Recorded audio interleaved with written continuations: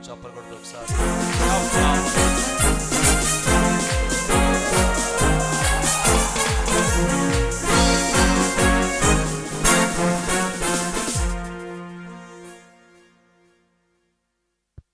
ప్రభు నామానికి స్తోత్రం. మీ అందరికి వందనాలు.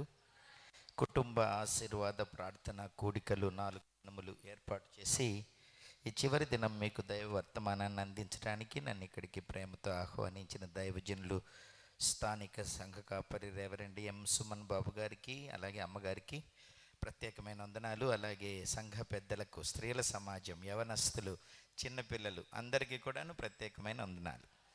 నా ప్రియ దేవుని పిల్లలారా, మీరు వాతావరణం ప్రతికూలంగా ఉంటే మీటింగులు క్యాన్సిల్ చేసుకుంటారని అనుకున్నాం. కానీ సుమన్ గారు క్యాన్సిల్ చేసే పరిస్థితి లేదు. మీరు కూడా క్యాన్సిల్ చేయడానికి ఒప్పుకున్నట్లు లేరు. వర్షం రాని, వాగులు పొంగని, ఉరుములే రాని, మెరుపులే రాని, పిడుగులే పడని, దేవుని వాక్యం మాత్రం వినాల్సిందే అనుకున్నట్లున్నారు. అందుకని మీ పట్టుదల, దైవజనుల ప్రయాస, దేవుని కృప నన్ను ఇక్కడికి క్షేమంగా నడిపించింది. మంచిది. దేవుడు మిమ్మల్ని అందరినీ ఆశీర్వదించనుగాక. కుటుంబాలుగా ఆశీర్వదించబడాలి. దేవునికి కుటుంబం అంటే చాలా ఇష్టం. ఎందుకని?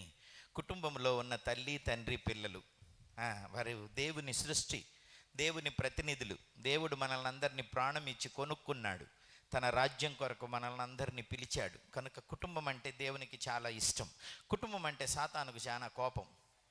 అందుకని కుటుంబాన్ని చెదరగొట్టాలని సాతానుడు ప్రయత్నం చేస్తుంటాడు. భార్యాభర్తలను విడగొడితే సరిపోతుంది, అన్నదమ్ములను తన్నుకునేటట్టు చేస్తే సరిపోతుంది, పిల్లలు తల్లిదండ్రుల మీద తిరగబడితే సరిపోతుంది.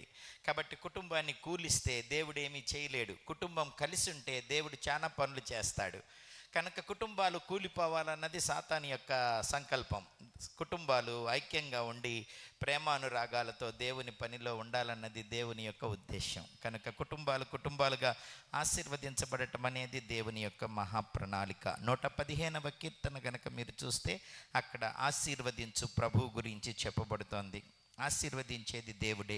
115 దగ్గరికి వెళ్ళే ముందు మనము యెషయా గ్రంథం 65వ అధ్యాయంలో ఒక మాట చూసి అక్కడికి వెళదాము. యెషయా గ్రంథం 65వ అధ్యాయము మీరు చూస్తే, దేశంలో ఎవడైనా ఆశీర్వాదం పొందాలనుకుంటే 16వ వచనం.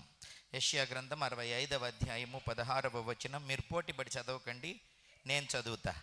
దేశంలో తనకు ఆశీర్వాదము కలుగవలెనని కోరువాడు నమ్మదగిన దేవుడు తన్ను ఆశీర్వదింపవలెనని కోరుకొనును. కాబట్టి ఆశీర్వాదం ఎవరిస్తారు? దేవుడే ఇస్తాడు. ఇంతకు ఆశీర్వాదం అంటే ఏమిటి? అది ముఖ్యం. దేవుని ఆశీర్వాదం అంటే ఏంటి అసలు? ఆశీర్వాదాన్ని ఇంగ్లీష్లో బ్లెస్సింగ్ అన్నారు. దీవెన లేదా ధన్యత లేదా ఆశీర్వాదము, ఇవన్నీ పర్యాయ పదాలుగా వాడబడ్డాయి. అవి తెలుగులో వేరువేరుగా ధన్యత అని, దీవెన అని, ఆశీర్వాదం అని 3 పదాలుగా వాడబడిన ప్రతి చోట ఇంగ్లీష్లో బ్లెస్సింగ్ అనే ఉంటుంది. ఇంతకు ఏమిటి బ్లెస్సింగ్ అని అంటే? God's provision, God's protection. అంటే దేవుని యొక్క సహాయము, దేవుని సంరక్షణ. ఏమిస్తాడు దేవుడు మనకి? ఊపిరి, జీవం, ప్రాణం, శరీరం, అవయవాలు, తల్లిదండ్రులు, భార్య, భర్త, పిల్లలు, భూమి నుంచి పంట, పశువులు అన్నీ ఇచ్చేది ప్రభువే. అన్నీ ఇచ్చేది ప్రభువే. సమస్తమును దేవుడే మనకు అనుగ్రహిస్తాడు. ఆయన ఇవ్వకుండా మనం ఏది పొందుకోలేం. ఆయన ఇవ్వకుండా మనం ఏది అనుభవించలేం. ఆయన యందు విశ్వాసం ఉంచినా, విశ్వాసం ఉంచకపోయినా ఆ వర్షాన్ని, సమస్తాన్ని ఇచ్చేది ప్రభువే. అపోస్తల కార్యంలోనికి రండి, అక్కడ మీరు ఒక వాక్యాన్ని మీకు చూపిస్తాను. అపోస్తల కార్యములు 17వ అధ్యాయం గనక మీరు చూస్తే, దేవుడు సమస్తాన్ని అనుగ్రహించువాడు అంటూ పౌలు భక్తుడు ఏథెన్సు వారికి చెప్పిన సువార్తలో చెప్పటం మనం చూస్తాం. అపోస్తల కార్యములు 17వ అధ్యాయం 24వ వచనం. జగత్తును అందలి సమస్తమును నిర్మించిన దేవుడు తానే ఆకాశమునకును భూమికి నీ ప్రభువై ఉన్నందున హస్తకృతములైన ఆలయములలో నివసింపడు. ఆయన అందరికీ జీవమును, ఊపిరిని, సమస్తమును దయచేయువాడు. కనుక తనకు ఏదైనాను కొదువ ఉన్నట్టు మనుషుల చేతులతో సేవించబడువాడు కాడు. మరియు యావత్ భూమి మీద కాపురం ఉండుటకు ఆయన ఒకని నుండి ప్రతి జాతి మనుషులను సృష్టించి, వారు ఒకవేళ దేవునిని తడవులాడి కనుగొందురేమో అని తన్ను వెదకు నిమిత్తము నిర్ణయ కాలమును వారి నివాస స్థలము యొక్క పొలిమేరలను ఏర్పరిచెను. ఆయన మనలో ఎవరికి దూరముగా ఉండువాడు కాడు. మనం ఆయన యందు బ్రతుకుచున్నాము, చెల్లించుచున్నాము, ఉనికి కలిగి ఉన్నాము. అటువలే మనం ఆయన సంతానమని మీ కవీశ్వర్లలో కొందరు చెప్పుచున్నారు. కాబట్టి 25వ వచనంలో అందరికిని జీవమును ఊపిరిని సమస్తమును దయచేయువాడు. 26వ వచనంలో యావత్ భూమి మీద కాపురముండుటకు ఆయన ఒకని నుండి ప్రతి జాతి మనుషులను సృష్టించాడు. ఇదే అపోస్తుల కార్యములు 14వ అధ్యాయము 15వ వచనంలో గనక మీరు చూస్తే 16వ వచనం, ఆయన గత కాలములో సమస్త జనులను తమ తమ మార్గముల యందు నడవనిచ్చెను. 17వ వచనం, అయినను ఆయన ఆకాశము నుండి మీకు వర్షమును ఫలవంతములైన ఋతువులను దయచేయుచు ఆహారమును అనుగ్రహించుచు ఉల్లాసముతో మీ హృదయములను నింపుచు మేలు చేయుట చేత తన్ను గూర్చి సాక్ష్యం లేకుండా చేయలేదు. కాబట్టి సముద్రం ఆయనది, భూమి ఆయనది, ఆకాశం ఆయనది, అందలి సమస్తమైనవి అవన్నీ దేవుడు మన కొరకే అనుగ్రహించాడు. సూర్యచంద్ర నక్షత్రాలను, పశువులను, పక్షులను, మొక్కలను అన్నిటినీ దేవుడిచ్చాడు. మనల్ని కూడా ఆయనే సృష్టించాడు. మనం బ్రతికుండటానికి ఊపిరిని, జీవాన్ని, ప్రాణాన్ని, సమస్తాన్ని దయచేశాడు. తినటానికి తిండిని ఇస్తున్నాడు, తాగటానికి నీళ్ళు ఇస్తున్నాడు, ధరించటకు వస్త్రం ఇస్తున్నాడు కదా. అన్నీ ఇచ్చేవాడు ఆయన. అందరికి ఇస్తాడులే, మంచి వాళ్ళకి ఇస్తాడంట, చెడ్డోళ్ళకి కూడా ఇస్తాడట. ఏమంటాడు? మంచివారి మీదను చెడ్డవారి మీదను ఆయన వర్షాన్ని కురిపిస్తున్నాడు. నీతిమంతుల మీద అనీతిమంతుల మీద ఆయన సూర్యుణ్ణి ఉదయింపచేస్తున్నాడు. దేవుని ప్రేమకు పక్షపాతం లేదు, అన్నీ ఇస్తాడు. అయితే ఎవరు ఆయన శరణు జొచ్చుతారో వారిని సంరక్షిస్తాడు. దేవుని రెక్కల క్రిందకి రావాలి. అన్నీ ఇచ్చినా కూడా ఆయన రెక్కల క్రిందకి రాకపోతే అన్నీ పోగొట్టుకుంటాం. బైబిల్లో ఆయన రెక్కల క్రిందకు వచ్చి ఆయన సంరక్షణను కోరుకున్న వారు ఉన్నారు. ఏంటంట, నువ్వు ఇస్తే నీ మాట వినాలా, అసలు నువ్వు వీలేదు పో అని వెళ్ళిపోయి నష్టపోయిన వారు కూడా బైబిల్లో చాలామంది ఉన్నారు. కాబట్టి మనం ఏ రకం?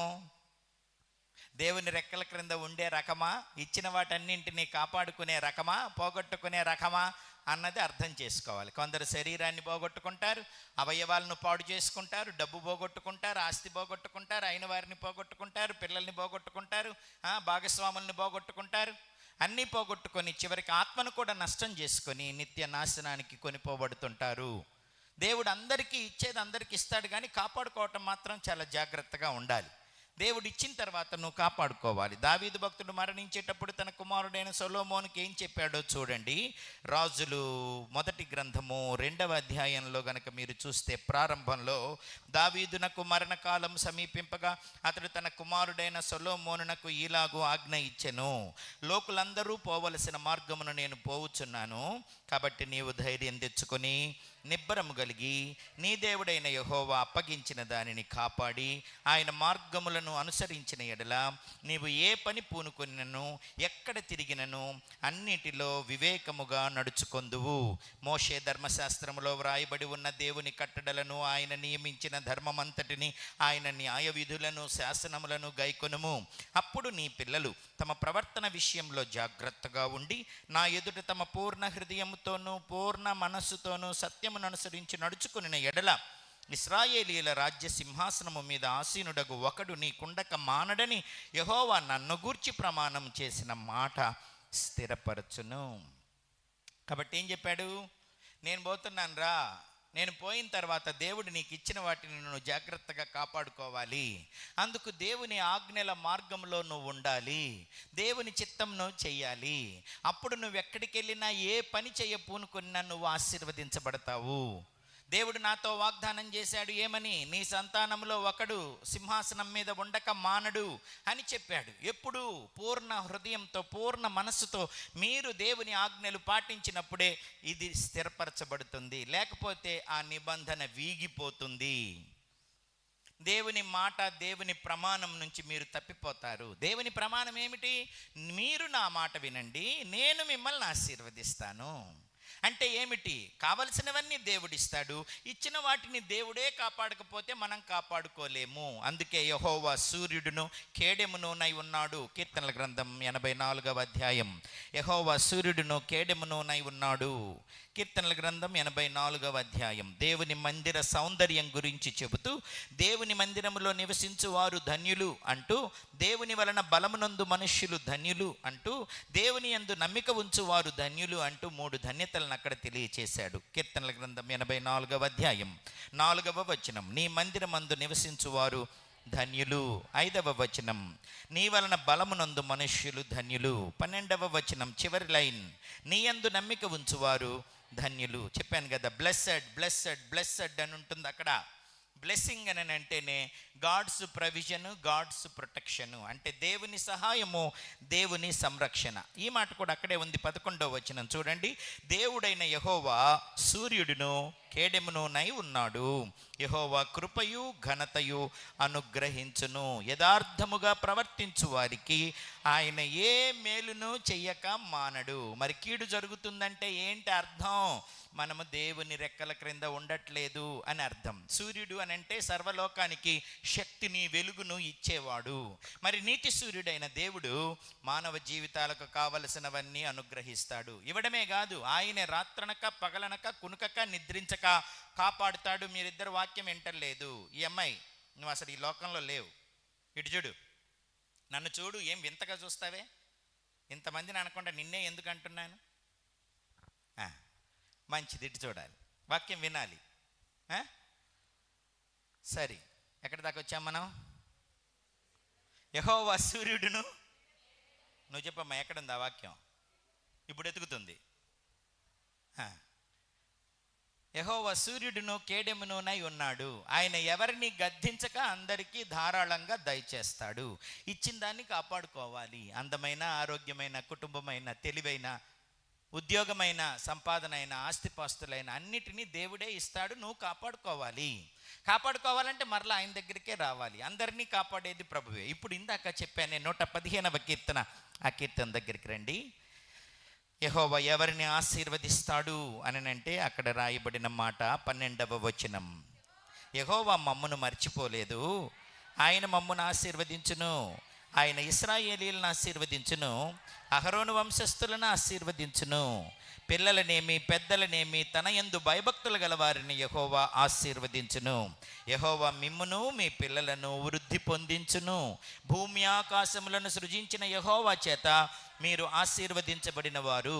ఆకాశములు యెహోవా వశము, భూమిని ఆయన నరులకిచ్చి ఉన్నాడు. ఇచ్చిన భూమిని జాగ్రత్తగా కాపాడుకోవాలి. ఇచ్చిన ఒంటిని జాగ్రత్తగా కాపాడుకోవాలి. ఇంటిని కూడా జాగ్రత్తగా కాపాడుకోవాలి. ఓకేనా? పింక్ డ్రెస్,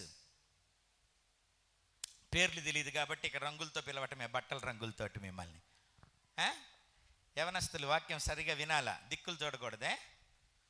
దేవుని వాక్యాన్ని శ్రద్ధగా ఆలకించాలి. యెహోవా ఎవరిని ఆశీర్వదిస్తాడు? తన యందు భయభక్తులు గల వారిని ఆశీర్వదిస్తాడు. యెహోవా యందలి భయభక్తులు కలిగి ఉండటం అంటే ఏమిటి? చెడుతనమును విసర్జించుటయే. యెహోవాను ప్రేమించుట అంటే ఏమిటి? యెహోవా ఆజ్ఞలను పాటించుటయే. అంతేగాని పాటలు పాడటం, లేకపోతే నాకులాగా వాక్యం చెప్పడం, అది చేయడం, ఇది చేయటం, దట్ సెకండరీ. ఫస్ట్ నువ్వు దేవునికి భయపడుతున్నావు అని అంటే చెడుతనానికి దూరంగా పారిపోవాలి. దేవుణ్ణి ప్రేమిస్తున్నావు అని అంటే దేవుని ఆజ్ఞలు పాటించాలి. దేవుని ఆజ్ఞలు పాటించటమే పరమావధిగా పెట్టుకున్నాడు మరణించేదాకా దావీదు భక్తుడు. నేను పోయినాక ఈ అందంతో, ఈ అంతఃపురాలతో, ఈ వెండి బంగారాలతో దేవుణ్ణి మర్చిపోతారేమోరా అని చచ్చిపోతూ కూడా అదే చెప్పాడు తన కొడుకుకి. నిత్యము ఉండేవాడు దేవుడు. గొర్రెల దొడ్డిలో నుంచి రాజుగా నన్ను చేసింది దేవుడు. లోకమంతా నాకు వ్యతిరేకమైన నా పక్షా నుండి నన్ను నిలబెట్టింది దేవుడు. అటు శత్రువుల నుంచి, ఇటు ఇంటి వారి నుంచి, ఆ తర్వాత జంతువుల నుంచి, క్రూర మృగాల నుంచి నన్ను కాపాడింది దేవుడు. నన్ను స్థితికి తెచ్చింది దేవుడు. నా చేతులకు నైపుణ్యం నేర్పించింది దేవుడు. నాతో ఇంత పట్టణాన్ని కట్టించింది దేవుడు. నాకింత మహిమను, ఘనతనిచ్చింది దేవుడు. ఆ దేవుణ్ణి మీరు వదిలిపెట్టకూడదు. ఆ దేవుణ్ణి గట్టిగా హత్తుకోండి అని చెప్పాడు. ఆ దేవుని హత్తుకోవటం అంటే ఏమిటి? ఆయన ఆజ్ఞలు పాటించటమే. నన్ను ప్రేమిస్తే నా ఆజ్ఞలను గైకొను అన్నాడు. కొంతమంది ఆజ్ఞలను గైకొనరు. పాటలు పాడతారు, వాక్యం చదువుతారు, బైబిల్ చదువుతారు, అన్ని కార్యక్రమాలు చేస్తారు, కానీ దేవుని ఆజ్ఞలు పాటించరు. దేవుని ఆజ్ఞలు పాటించకపోతే మనకు క్షేమం ఉండదు. కుటుంబం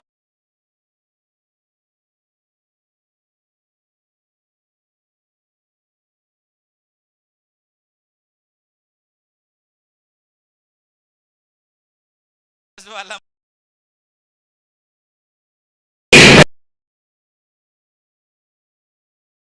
ప్రేమ పుడితే కవితలు వచ్చేస్తాయి, మాటలు వచ్చేస్తాయి, ముద్దులు వచ్చేస్తాయి మన అవసరాలు తీరేదాకా. అందుకని లటక్కున వచ్చి మెడ వాటేసుకొని మమ్మీ ఐ లవ్ యూ అన్నాడట. అప్పుడు వాళ్ళ అమ్మ అనిందట, సరే కానీ పాలు పొంగిపోతున్నాయి, పాల మీద పొయ్యి మీద కొంచెం పాలల్లో నీళ్లు పోయిరా అనిందంట. నేను చేయను పా.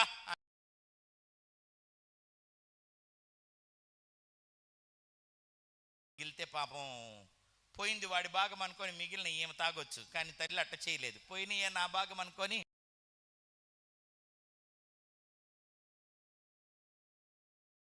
మా నాన్న. నష్టం జరిగితే ఆ నష్టం వాళ్ళు భరిస్తారు, పిల్లలకు మాత్రం కష్టం కలగకుండా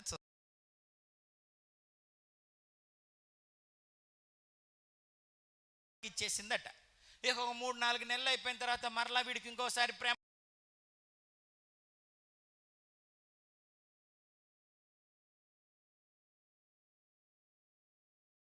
ఎండలో పడి చేసి చేసి అలసిపోయాను, కొంచెం గొంతు ఎండిపోయింది, ఒక గ్లాసు నీళ్ళు దానా నిందట. నేను దానిపా అన్నాడంట వాడు. సరేలే చిన్నపిల్లాడు అని ఈమె వెళ్ళి నీళ్లు తాగి మరలా వాడి కోసం పనిచేయటం మొదలు పెట్టిందంట. వాడు అవసరమైంది వాడు తీసుకొని వెళ్ళిపోయినాడు. మరోసారి కూరగాయలకు వస్తుందట. వీడికి అప్పుడు వచ్చింది ప్రేమ. ప్రేమ వచ్చిందంటే ఏదో అవసరం వచ్చిందిలే. అవసరం వస్తేనే కదా అమ్మ గుర్తొచ్చేది. అప్పుడు దాకా ఫ్రెండ్స్, ఆట వస్తువులు, బజార్లు అన్నీ తిరిగిన తర్వాత ఏదన్నా అవసరం వస్తే అప్పుడు అమ్మ గుర్తొస్తుంది, నాన్న గుర్తొస్తాడు. అప్పుడు అమ్మ దగ్గరికి, నాన్న దగ్గరికి వచ్చి ఓ ముద్దు పెట్టేస్తే వాళ్ళ అవసరాలు తీరిపోతాయి. మనం కూడా అంతే కదా. దేవుడితో ఏదైనా అవసరం వస్తే అప్పుడు దేవుడి దగ్గరికి వస్తాము. అది తీరిపోయిన తర్వాత మొత్తం అంతా తిరుగుతూ ఉంటాం, ఆడితో వీడితో, ఆ పని మీద ఈ పని మీద. మరలా ఏదో కష్టం వచ్చినప్పుడు, ఏదో రోగం వచ్చినప్పుడు, ఏదో సమస్య వచ్చినప్పుడు, ఏదో పోరాటం వచ్చినప్పుడు, ఏదో భయం వచ్చినప్పుడు, అప్పుడు మరలా పూర్ణ హృదయంతో దేవుడి దగ్గరికి వస్తాం. మామూలుగా వస్తుంటాంలే, కానీ దేవుడిని వాటేసుకునేది, దేవుడిని అడిగేది, దేవుడి మీద ఆధారపడేది, నువ్వు కాక ఇంకా నాకు ఎవడు లేదని చెప్పేది, నువ్వు చేయకపోతే నాకు ఎవడు చేస్తాడని పట్టుపట్టేది. ఎప్పుడు అవసరం వచ్చినప్పుడే. అవసరం తీరిపోయిన తర్వాత మరలా వదిలేస్తాం, తిరుగుతుంటాం. మనం కూడా ఆ పిల్లాడికి మనకు పెద్ద తేడా లేదనుకుంటాను నేను. మీరేమంటారు? కొంతమంది ఎట్ట అంటున్నారు, కొంతమంది ఎట్ట చూస్తున్నారు. మనం కూడా చాలాసార్లు అవసరాల కొద్దీ భయం వచ్చినప్పుడు, కష్టం వచ్చినప్పుడు, మన శక్తితో తీరని సమస్యలు వచ్చినప్పుడు అప్పుడే ప్రభు దగ్గరికి నిజంగా పూర్ణ మనసుతో వస్తాం. మామూలుగా వస్తాంలే, ఊరికేదో వస్తాం, పోతాం, వస్తాం.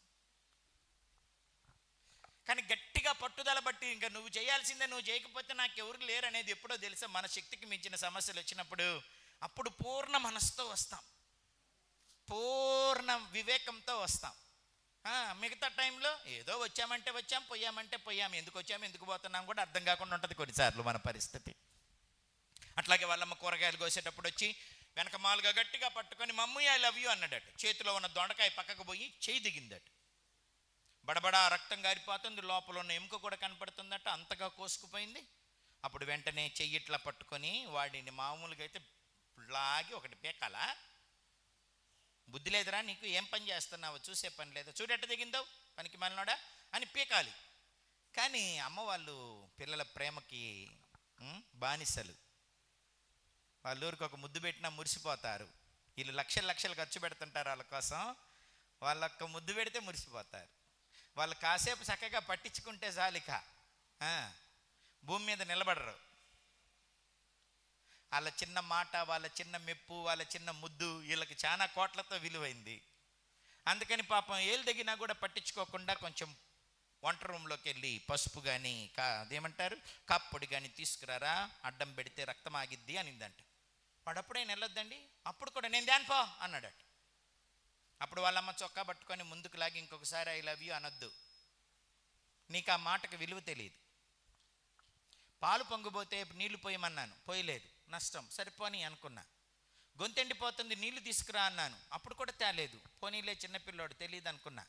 రక్తాన్ని చూస్తే శత్రువుకైనా జాలేసిద్ది కదరా. నీ కుదుపుతోటి నాకు చెయ్యి తెగి రక్తం కారుతుంటే, ప్రాణమైన రక్తం ఒక పక్క కారుతుంటే కాపడు కానీ పసుపు కానీ తీసుకురమ్మంటే ఇప్పుడు కూడా తేలేదని అంటే అసలు నీకేం ప్రేమ ఉన్నట్టురా? నా రక్తానికి నా ప్రాణానికి నువ్వు విలువనివ్వట్లేదు, నా దెబ్బకు నువ్వు విలువనివ్వట్లేదు, నీ ప్రేమకు అర్థం ఏంటి అసలు? అనొద్దు అసలు నువ్వు ఈ మాట ఇంకోసారి అనిందట. ఆ మాట అంటే నేను మురిసిపోయే తల్లి ఆ మాట అనొద్దనిందట. కొన్నిసార్లు మనం కూడా దేవుణ్ణి ప్రేమిస్తున్నామని పాటలు పాడుతుంటే దేవుడు కూడా అట్లా బాధపడతాడేమో అనిపిస్తుంది నాకు. నా మాట వినకుండా, నా సిలువకు విలువ ఇవ్వకుండా, నా గాయాలకు నా రక్తానికి నా త్యాగానికి విలువ ఇవ్వకుండా ఊరక పాటలు పాడితే ప్రయోజనమేమి? నా మాట వినాలి కదా, నాకు విలువనివ్వాలి కదా.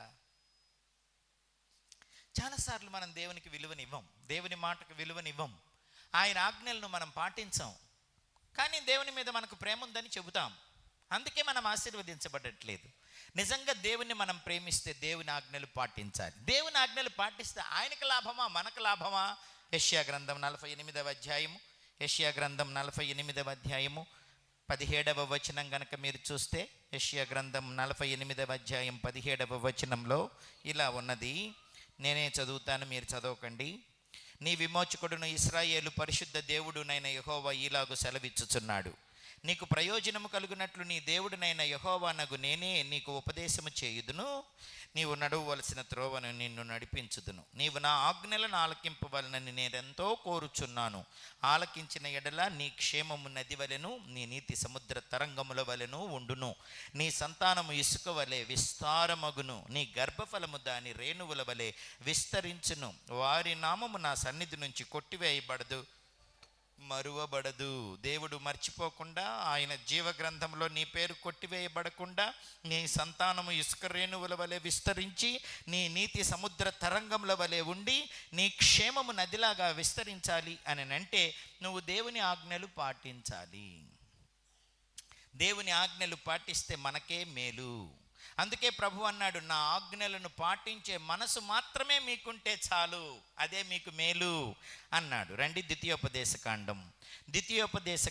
దేవుని వాక్యం వినాలి, దేవుని కట్టడలు, దేవుని త్రోవలు మనము నేర్చుకోవాలి, అందులో నడుచుకోవాలి. ఆ మాటలు వినే మనసు మాత్రమే మనకుంటే ఎంతో మేలు అని దేవుడు తలంచుచున్నాడు. నా ప్రియ దేవుని పిల్లరా, అది లేకపోతే మనకు సమస్య. 29వ వచనం 5వ అధ్యాయం, ద్వితీయోపదేశకాండం 5వ అధ్యాయము 29వ వచనము. వారికిని వారి సంతానమునకును నిత్యము క్షేమము కలుగునట్లు వారు నా యందు భయభక్తులు కలిగి నా ఆజ్ఞలన్నింటినీ అనుసరించు మనస్సు వారికి ఉండిన మేలు.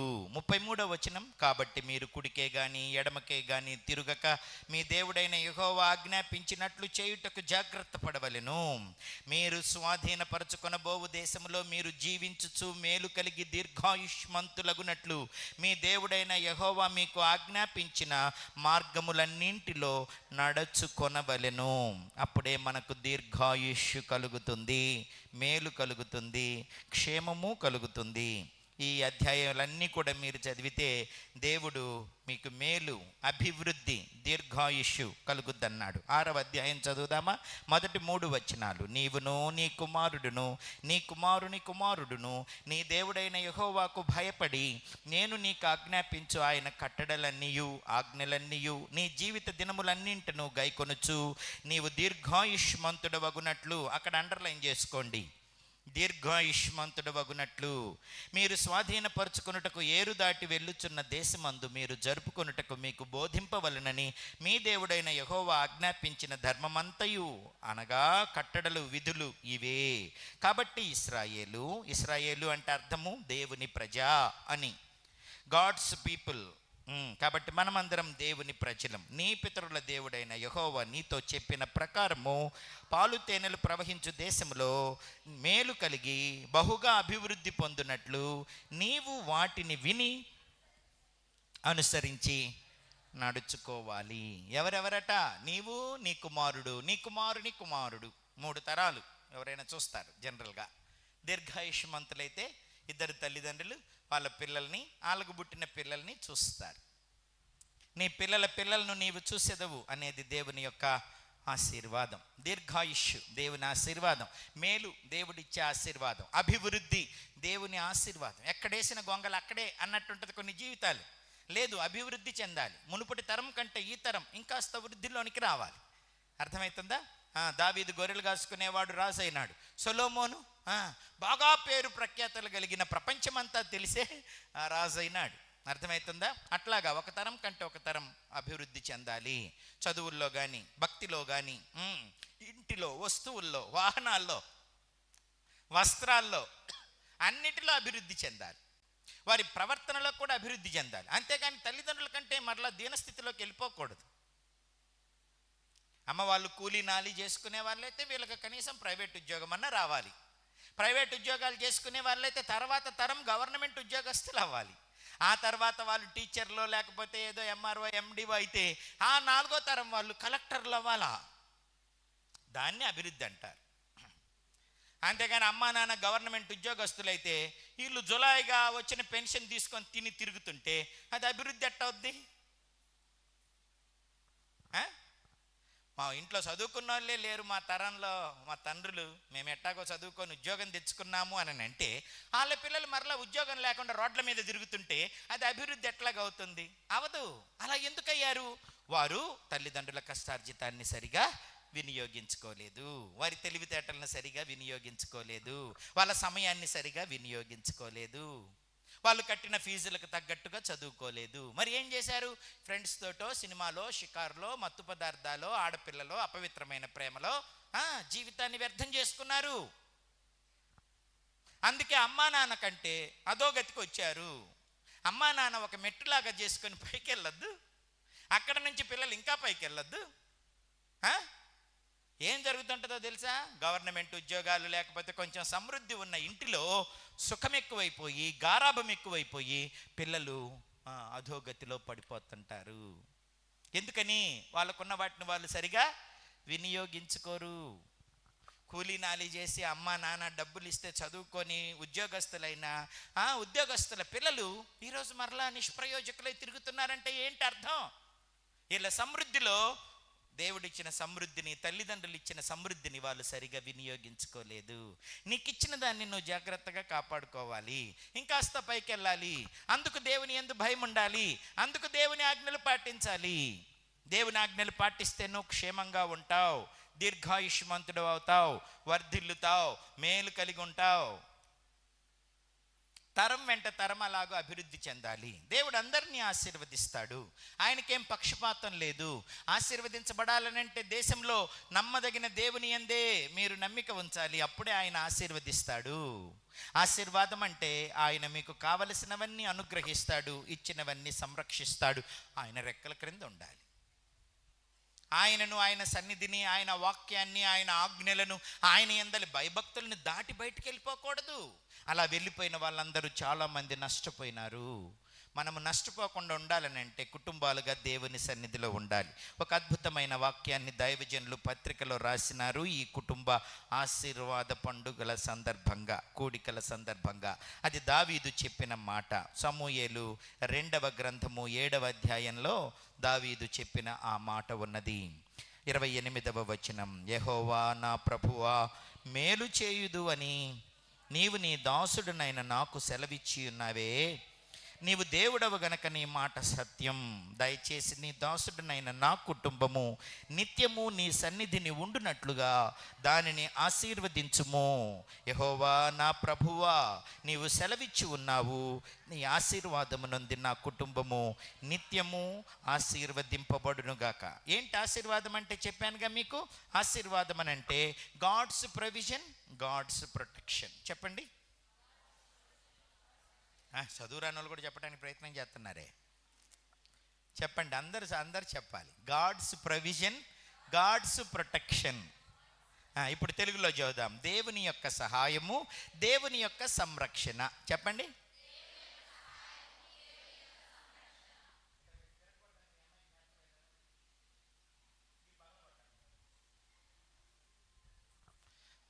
ఆ అమ్మాయి ఎవరో మరి? పెద్దమ్మాయా చిన్నమ్మాయా? తిరగకూడదు. అట్లా వాక్యానికి ముందే వచ్చేయాలి. వాక్యం అప్పుడు తిరగకూడదు. యెహోవా పనిని అశ్రద్ధగా చేయువాడు శాపగ్రస్తుడవుతాడు. కాబట్టి దేవుని మందిరం మనకి ఇవ్వబడిన ఒక వరం, ఇదొక ఆశీర్వాదం. దేవుని సన్నిధే ఒక ఆశీర్వాదం. ఇక్కడికి వస్తే దేవుడు మనకు బలం ఇస్తాడు. ఎలా? మానసికంగా, ఆర్థికంగా, శారీరకంగా, ఆత్మీయంగా, సామాజికంగా అన్నిటిలో నిన్ను బలపరుస్తాడు. దావీదుకు కూడా దేవుడే బలం ఇచ్చాడు. అందుకే ఆయన పాట రాశాడు, యెహోవా నా బలమా, యథార్థమైనది నీ మార్గం, పరిపూర్ణమైనది నీ మార్గం. యెహోవా నా బలమా, యథార్థమైనది నీ మార్గం, పరిపూర్ణమైనది.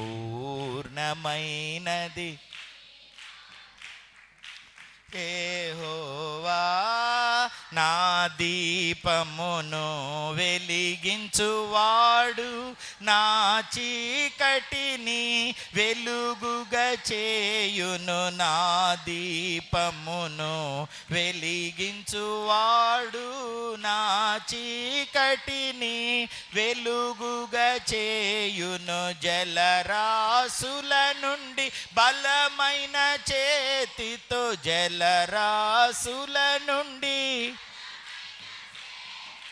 వెలుపల చేర్చిన బలమైన దేవుడు, వెలుపల చేర్చిన యెహోవా నా బలమా, యథార్థమైనది పరిపూర్ణమైనది యెహోవా. అదెవరు రాశారు? దావీదే రాశాడు. ఆయన బలం ఎవరట? కొందరు గుర్రములను బట్టి, కొందరు రథములను బట్టి, కొందరు వారి కాలు సత్తువును బట్టి అతిశయపడుతున్నారు. నేనైతే నా రక్షణకర్త అయిన దేవుని యందు అతిశయపడుతున్నాను. రాత్రైనా పగలైనా ఆయనే నన్ను కాపాడేది, శత్రువు నుంచి విడిపించేది ఆయనే. జలములలో పడి నడిచినా అవి నా మీద పొర్లి పారకుండా కాపాడేది ఆయనే. రాకాసి లాంటి పళ్ళు కలిగిన శత్రువులు నన్ను చీల్చాలనుకున్న ఆ శత్రువు పళ్ళ నుంచి నన్ను కాపాడేది దేవుడే. నన్ను ఉరిలొడ్డి నన్ను చంపాలనుకుంటున్న వేటగాడిలాగా ఆ ఉచ్చుల నుంచి తప్పించేది కూడా దేవుడే. నా గుర్రాలు కాదు, నా ఆయుధాలు కాదు, నా రథాలు కాదు, నా రౌతులు కాదు, నా తెలివి కాదు, నా ఐశ్వర్యం ఆయనదే, నా జ్ఞానం ఆయనదే, నా అధికారం, నా సింహాసనం అంతా ఆయనే నాకు ఇచ్చాడు. ఆయనే నాకు ఇచ్చాడు. ఈ సర్వ సృష్టిని ఆయనే చేశాడు. కనుక నేను ఆయన మాట వినాలి, నా పిల్లలు కూడా ఆయన మాట వినాలి. తల్లిదండ్రులు దేవుడి మాట వింటే పిల్లలు దేవుడి మాట వినరు. భార్య దేవుడి మాట వింటే భర్త దేవుడి మాట వినరు. భర్త వింటే భార్య విందో, కూతురింటే కొడుకెండో, కొడుకింటే కూతురిండ్రో. ఒకటి వలన నష్టం అందరికి వచ్చేస్తుంది. కాబట్టి కుటుంబం దేవుని సంరక్షణలో ఉండటం చాలా ముఖ్యం. కుటుంబము అని అంటే అది ఒక సాలెగూడు లాంటిది అనమాట. సాలెగూడికి నిలువు పోగులు చాలా ఉంటాయి. ఆ నిలువు పోగులన్నింటినీ కలుపుతూ అడ్డపోగులు ఉంటాయి కదా. సాలెగూడికి ఒక్క పోగు, రెండు పోగులు తెగిపోయినాయి అనుకో, గూడంతా లూజ్ అయిపోతుంది, గాలి వస్తే లేచిపోతుంది. కుటుంబంలో భర్త, భార్య, కొడుకు, కూతురు, ఇప్పుడు నలుగురేగా, అది కుటుంబం అయిపోయింది. అమ్మ నాన్నను ఎక్స్క్లూడ్ చేయబాకండి కుటుంబంలో నుంచి. నీవును, నీ కుమారుడును, నీ కుమారుని కుమారుడు, 3 తరాలు కలిసి ఉండాలి. ఇప్పుడు కలిసే ఉంటున్నారు. ఇంతకుముందు సమస్య వచ్చింది కానీ ఇప్పుడు ఎందుకు కలిసి ఉంటున్నారు తెలుసా? చాలా ఇళ్లలో వృద్ధాప్య పెన్షన్ వస్తుండేసరికి. లేకపోతే ఓల్డేజ్ హోమ్లు ఎక్కువైపోయినాయి గతంలో. ఇప్పుడు ఓల్డేజ్ హోమ్లు ఎవరు పెట్టట్లా. ఎందుకని? 4,000 వస్తే కరెంటు బిల్లు కన్నా వస్తాయిలే, స్కూల్ ఫీజు కన్నా వస్తాయిలే అని అమ్మా నాన్నను, వృద్ధ తల్లిదండ్రులను ఇంట్లోనే పెట్టుకుంటున్నారు. అదొక మేలే, గవర్నమెంట్ ద్వారా దేవుడు చేసిన మేలు. లేకపోతే చాలామంది తల్లిదండ్రుల్ని భారంగా భావించి వాళ్ళను వృద్ధాశ్రమాలకు పంపించి అక్కడే పడేసేవాళ్ళు. ఉన్నా పట్టించుకునే వాళ్ళు కాదు. ఆ మధ్య ఎప్పుడు 60 రూపాయలు వచ్చాయి. 60 రూపాయలు కాస్త వైఎస్ఆర్ గారు 200 చేశారు. ఆ తర్వాత ఏమో అది 2,000 అయింది, ఆ తర్వాత 3,000 అయింది, ఇప్పుడు 4,000 అయింది. వాళ్ళకంటే మామూలు వాళ్ళకి సరిగ్గా జీతాలు రాట్లా. గవర్నమెంట్లు నిలవబట్టడానికి వృద్ధులకి పెన్షన్ ఇస్తున్నారు చక్కగా. అందుకని వృద్ధులు ఇప్పుడు చాలా ఇంపార్టెంట్ అయిపోయినారు. వాళ్ళు కూడా పాపం ఏముంది, అంత ముద్ద పెడితే చాలని రాగానే ఆ జీతం పిల్లలకి ఇస్తారు. వాళ్ళు ప్రేమ గల వాళ్ళు కదా. మనకే కొన్నిసార్లు ప్రేమలు పోతుంటాయిలే. డబ్బుంటేనే మనం ప్రేమిస్తాం, ఆరోగ్యం ఉంటే ప్రేమిస్తాం, ఓ రూపాయి సంపాదిస్తే మనం ప్రేమిస్తాం. ప్రేమ ఎక్కడుంటుంది అక్కడ క్షేమాభివృద్ధి ఉంటుంది. ప్రేమే క్షేమాభివృద్ధిని కలుగు చేస్తుంది.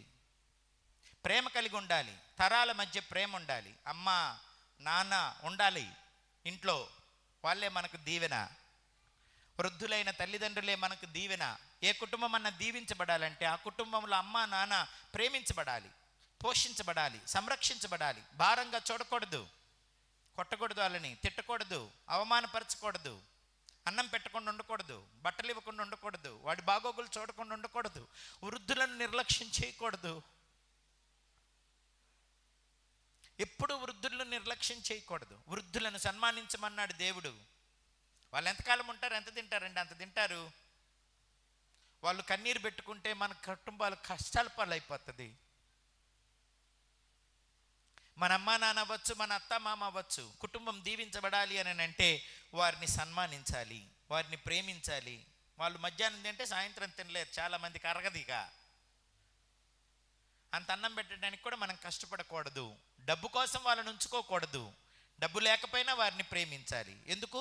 చిన్నప్పటి నుంచి వాళ్ళు నిన్ను పెంచి పెద్ద చేశారు, చదివించారు, పెళ్లి చేశారు. వాళ్ళకేం కోట్లు లేకపోయినా సరే కోట్ల కంటే విలువైన ప్రేమను నీ కోసం చూపించారు. కనుక ఎప్పుడు అమ్మ నాన్నను మీరు భారంగా భావించొద్దు. పెన్షన్ రాకపోయినా భారంగా భావించొద్దు. వాళ్ళ వెనకున్న ఆస్తులను బట్టి కాదు. ఇదివరకు ఉన్న ఆస్తి అంతా పిల్లలకి పంచేవాళ్ళు. ఇప్పుడు పిల్లలు ధనాపేక్ష పరులు, స్వార్థ పరులు అయిపోతున్నారని తల్లిదండ్రులు కొంత ఆస్తి వాళ్ళ కోసం పెట్టుకుంటున్నారు. 3 ఎకరాలు ఉందనుకోండి, కొడుకులకి పంచి 1 అరెకరమన్నా వాళ్ళు ఉంచుకుంటున్నారు. ఏం పాట పాడతారు తెలుసా వీళ్ళు? నన్ను చివరిదాకా ఎవరికి చూస్తే వాడికి, నన్ను ఎవడు బడెత్తే వాడికి, నన్ను ఎవడు బడెత్తే వాడికి అని అంటే దానికోసం చూస్తున్నారు కొంతమంది. అలాగా పంచుకోవాలా? నిన్ను కన్నారు, నిన్ను పెంచారు, పాలిచ్చారు, పెద్ద చేశారు, ప్రయోజకుల్ని చేశారు. వాళ్ళకున్నది ఏదో కోట్లు కోట్లు వాళ్ళకి లేకపోవచ్చు, కానీ నిన్నెప్పుడు పస్తు పడేయలేదే, నిన్ను రోడ్డు మీద పడేయలేదే. రోడ్డు మీద పడేసి ఉంటే మనల్ని కుక్కలు చీల్చేసి ఉండే కదా. రోగాలు ఎన్ని వచ్చినాయో నీకు తెలియకుండా ఎన్ని రోగాలను వాళ్ళు బాగు చేయించినారో,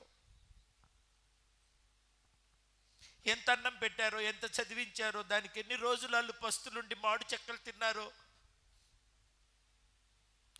ఈరోజు నువ్వు సంపాదనకు వచ్చిన తర్వాత నా డబ్బు నీకెందుకు పెట్టాలి అనకూడదు. నువ్వు నీ డబ్బు అన్నీ వాళ్ళవే. ఎందుకనంటే వాళ్ళ కడుపులో నుంచి నువ్వు వచ్చావు కాబట్టి. వాళ్ళ కడుపులో నుండి నువ్వు వచ్చావు కాబట్టి నీ డబ్బు, నీ సంపాదన, నీదంతా వారిదే. కనుక వారిని ఎప్పుడు నిర్లక్ష్యం చేయకూడదు. ఏ తల్లిని తండ్రిని నిర్లక్ష్యం చేయొద్దు. అత్తమామల్ని నిర్లక్ష్యం చేయొద్దు.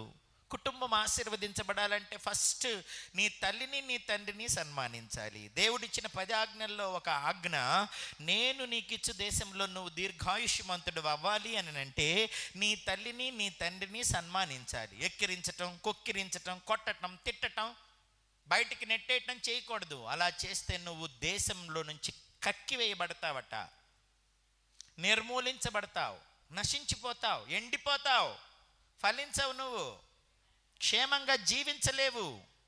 కనుక ఏం చేయాలా? కుటుంబంలో ఆశీర్వాదానికి మొట్టమొదటిది ఏమిటంటే తల్లిని తండ్రిని సన్మానించండి. వాళ్ళు బతికున్నన్ని రోజులు, వాళ్ళు ఎక్కువ కాలం ఏం బతకర్లే, ఉన్నన్ని రోజులు బాగా చూడండి. నీవు కొలత చొప్పునే నీకు కూడా కొలవబడుతుందని దేవుడు చెప్పాడు. నువ్వు బాగా చూసావనుకో, రేపు పొద్దున నీ వెనక నీ పిల్లలు వస్తున్నారు కదా, వాళ్ళు కూడా నిన్ను బాగా చూస్తారు. నువ్వు సరిగా చూడకపోతే నీ పిల్లలు కూడా నిన్ను సరిగా చూడరు. అది నువ్వు ఆశించకూడదు, అది జరగదు. నువ్వేం విత్తుతావో ఆ పంటనే కోస్తావు. నువ్వు ప్రేమహీనతను విత్తితే అదే ప్రేమహీనత నీకు కూడా కలుగుతుంది. నువ్వు దూషించి, ద్వేషించి, ఎండబెట్టి వాళ్ళను శపిస్తే నీ పిల్లలు కూడా నిన్ను అదే చేస్తారు. ఏం విత్తుతారో అదే పంట కోసుకుంటారు. దేవుడు వెక్కిరించబడడు. అమ్మా నాన్నను కొట్టబాకండి, వాళ్ళు బలహీనలైపోయారని. కొన్ని అప్పుడప్పుడు వీడియోలు చూస్తుంటే కింద పడేసి కొట్టి వాళ్ళు చచ్చింది బతికింది కూడా తెలియకుండా వాళ్ళను పడేస్తున్న పరిస్థితులు చూస్తే గుండె తరుక్కుపోతుంది. వాళ్ళు ఇప్పుడు ఏం చేయలేరనేగా, వాళ్ళు మన మీద ఆధారపడ్డారనేగా. నువ్వు వాళ్ళ మీద ఆధారపడిన సంవత్సరాలు ఉన్నాయే, అప్పుడు వాళ్ళు నిన్ను అలా చేయలేదుగా. కీడుకు ప్రతి కీడు చేయకూడదు, మేలుకు కీడు చేయకూడదు. మేలును మేలుతోనే జయించాలి. మేలుకు మేలే ప్రతిఫలంగా ఇవ్వాలి, కానీ మేలుకు కీడు చేయకూడదు. ఇంకా దైవిక లక్షణం ఏమిటంటే, కీడు చేసిన వారికి కూడా మేలు చేయటం అనేది దేవుని లక్షణం. కొన్నిసార్లు చిన్నప్పుడు తల్లిదండ్రులు బాధ్యత లేకుండా ఉంటారు. ఎవరోలే ఒక 1% తల్లిదండ్రి పిల్లల్ని నిర్లక్ష్యం చేసి కొట్టి తిట్టి వదిలేసి విచ్చలవిడిగా తిరిగే వాళ్ళు ఎవరో ఒక 1% ఉంటారేమో. వాళ్ళ విషయంలో కూడా నువ్వు దేవునికి భయపడి వాళ్ళని సన్మానిస్తే తప్పకుండా దేవుడు ఈ లోకంలో పరలోకంలో నిన్ను నీ బిడ్డల్ని వృద్ధి పొందిస్తాడు. చప్పట్లు కొట్టి దేవునికి స్తోత్రం చెప్ప. కొందరు బాధ్యత లేని తండ్రులు తల్లులు ఉంటారు. విచ్చలవిడిగా వారి శరీర కోరికలతోటి, వారి మత్తు పదార్థాలతోటి, జూదాలతోటి బాధ్యత లేకుండా పిల్లలు ఏం వేసుకున్నారు, ఏం తిన్నారు, చదువుతున్నారా, సుఖంగా ఉన్నారా పట్టించుకోకుండా తిరుగుతుంటారు కొంతమంది. అందరూ అని చెప్పను, నేను చెప్పాను కదా 1%. ఊరంతా ఊస్తున్న వాళ్ళకేం పట్టదు. ఒంట్లో శక్తుల్లా సంపాదించుకుంటలా అమ్ముకుండి వస్తువులు కానీ స్థలాలు కానీ పొలాలు కానీ అమ్ముకొని విచ్చలవిడిగా తిరుగుతారు. వాళ్ళు వ్యభిచారం చేస్తుంటారు, త్రాగుడులో ఉంటారు, జూదంలో ఉంటారు, ఫ్రెండ్స్ పిచ్చి తిరుగుతుంటారు అటబడి బాధ్యత లేకుండా. అట్లాంటి పిల్లల తండ్రులకు కూడా చెబుతున్నాను, అట్లాంటి తండ్రుల పిల్లలకు కూడా చెబుతున్నాను, మీ తల్లిదండ్రులు ఒకప్పుడు బాధ్యత లేకుండా తిరిగిన దేవుడు నిన్ను పైకి తెచ్చాడు కాబట్టి ఎట్లో కట్లా ఈ వృద్ధాప్యంలో వారికి మేలు చేయండి. మంచోడైతేనే సన్మానించండి, చెడ్డోడైతే సన్మానించొద్దని దేవుడు చెప్పలేదు. అంతా తిరిగి అంతా అయిపోయి అన్నీ పోగొట్టుకొని ఇప్పుడు బలహీనుడైపోయి ఆ పిల్లలు ఆ గడప దొక్కి ఈ గడప దొక్కి ఆడ తిని ఈడ తిని ఎట్టో కట్ట చదువుకొని గవర్నమెంట్ ఫీజులతోనో స్కాలర్షిప్పులతోనో బంధువుల సహాయంతోనో ఇప్పుడు ఒక ఉన్నత స్థితికి వస్తారు. ఇప్పుడు తల్లిదండ్రులు ఇలా పంచకొస్తారు. అటంటప్పుడు చిన్నప్పుడు నువ్వు నన్ను చూసావా, చిన్నప్పుడు నాకేమన్నా పెట్టావా, తిరిగావు కదరా ఇష్టం వచ్చినట్టు, మొత్తం అమ్ముకున్నావు కదరా, ఆలకీలకి పెట్టావు కదరా, ఇప్పుడు పోరా అని తన్నబాకండి. నీ పంచకొచ్చారు కాబట్టి అట్లాంటి వాళ్ళకు కూడా జాలిపడి ఓ ముద్ద పెట్టి ఒక గుడ్డిచ్చి అంత నీడివ్వండి. నిన్ను ప్రేమించిన వారిని ప్రేమిస్తే నీకేం ప్రయోజనం? అన్యులు కూడా అలా చేస్తారు కదా. నిన్ను దూషించిన వారిని, ద్వేషించిన వారిని, శపించిన వారిని, హింసించిన వారిని కూడా ప్రేమించండి. ప్రేమే క్షేమాభివృద్ధి కలుగ చేస్తుంది. ఆ ప్రేమను ఎప్పుడు మర్చిపోబాకండి. ఒకసారి నేను అమరావతి వైపు వెళ్ళాను. అక్కడ ఒక అత్త భలే దాష్టీకం చేసిందట. నూకలు తెచ్చుకొని అన్నం వండుకున్నా కూడా చాటను తన్నేసేసేదట కోడల్ది. నేను వెళ్ళిన చర్చిలో ఆమె చాలా మంచి విశ్వాసి. నేను సాయంత్రం ఆ మీటింగ్ అయిపోయినాక అట్లా బయటకు వస్తుంటే బడి వరండాలో ఒంటి మీద నూలు పోగు లేకుండా ఒక ముసలావిడ పడుకొని ఉంది. ఏమిటి ఇంత ఊరిలో ఒక నూలు పోగు లేకుండా పడుకుంది ఏమిటి ఆవిడ అన్నాను నేను. ఎవరికేం జాలి లేదా? ఒక దుప్పటి కప్పకూడదా, ఒక పాత లుంగి ఇవ్వకూడదా, ఓ పాత చీర ఇవ్వకూడదా, ఏమి నమ్మని అట్ట వదిలేశారని అంటే ఈ ఊరి మొత్తంలో దానంత దుర్మార్గురాలు లేరు. అది బో కఠినురాలు, కోడల్ని ఏపుకు తిని చచ్చింది అది. ఇప్పుడు దానికి అట్టాగే ఉండాలి అన్నారు. ఇంతకెవరు ఆవిడ అన్నాను. ఇందాక నీకు భోజనం పెట్టిందే వాళ్ళ అత్తగారు. అరే ఆమె చాలా ప్రేమ కలిగింది కదా, చాలా భక్తి విశ్వాసం కలిగింది, ఎందుకు ఇలా వదిలేసేసిందామని పిలవండి అన్నాను. గబగబా వచ్చింది. ఏంటి సిరయ్య పిలిచావంట, ఏంటి మీ అత్తను అట్లా పడుకోబెట్టావు అనగానే ఆమె కళ్ళల్లో నీళ్లు తిరుగుతున్నాయి. నన్ను ఒక్క బాధ పెట్టలేదు. ముప్పూట కొట్టించేదట వాళ్ళ ఆయనతోటి, 3 పూట్ల కొట్టించేదట. కొట్టకపోతే ఏమకి అసలు కడుపు మంట చల్లారేది కాదు. ఏమన్నా తెచ్చినా కూడా దాచిపెట్టుకొని నాకు పెట్టలేదు అనేదట. ఆయన వెనక ముందు చూడకుండా కొట్టేవాడట. ఎవడిని తిని కూడా తినలేదని చెప్పేదట. అన్నం బియ్యం ఇచ్చేది కాదట. పక్కన నుంచి నూకలు తెచ్చుకొని నూకలు తింటుంటే కూడా తంతే సైడ్ కాలువలో పడిపోయాయట మొత్తం. అయినా కూడా అన్నం తినేది కాదట, అన్నం పెట్టేది కాదట. అట్లా బాధ పెట్టింది. ఇప్పుడు ముసలితనానికి వచ్చింది, ఇప్పుడు అనుభవిస్తోంది. అప్పుడు ఆమె నాతో ఏమనిందంటే, ఎందుకు నిన్ను కష్టపెట్టినా కూడా ఆమెను ఎందుకు అట్లా వదిలిపెట్టేసేసావు అన్నాను నేను. ఈ ఊరిలో ఎవరైనా నేను చేసింది తప్పు అని అంటే నీ కాళ్ళ కింద దూరిపోతా సిరయ్యా. నన్ను ఎంత బాధ పెట్టిందో నీకు తెలియదయ్యా. ఈ ఊరిలో ఒక్కరితో ఆమెను మంచిది అనిపించు, నన్ను ఎంత బాధ పెట్టిందో. ఇప్పుడు నేనేదో సుఖంగా తింటున్నాను, కానీ ఆమెకు శక్తి ఉన్నంత వరకు నన్ను రాచి రంపాన పెట్టిందని. సరే, అంత బాగానే విన్నాను. చుట్టుపక్కల వాళ్ళందరూ వచ్చి చెప్పారు. అప్పుడు నేనేం చెప్పానంటే, నిన్ను ప్రేమించిన వారిని ప్రేమిస్తే నీకేం ప్రయోజనం? అన్యులు కూడా అలా చేస్తారు కదా. నిన్ను దూషించిన వారిని, హింసించిన వారిని, శపించిన వారిని ప్రేమించమన్నాడు, ప్రార్థించమన్నాడు కదక్క దేవుడు. ఎంతకాలం బతుకుద్ది లెక్క?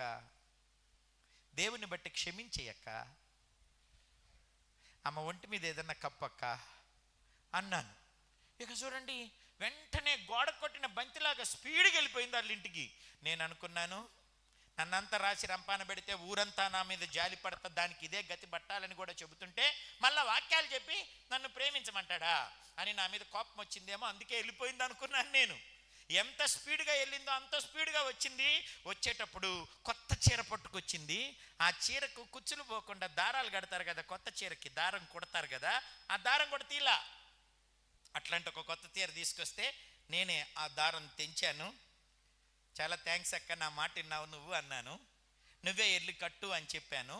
ఆ కొత్త చీర తీసుకెళ్ళి ఆమెకు కడదామని పడుకున్న దాన్ని లేపితే ఈమెను చూసి, ఈమె చేతిలో ఉన్న చీర చూసి వాళ్ళంతా గట్టిగా కాళ్ళు వాటేసుకొని ఏం చెప్పిందో తెలుసా?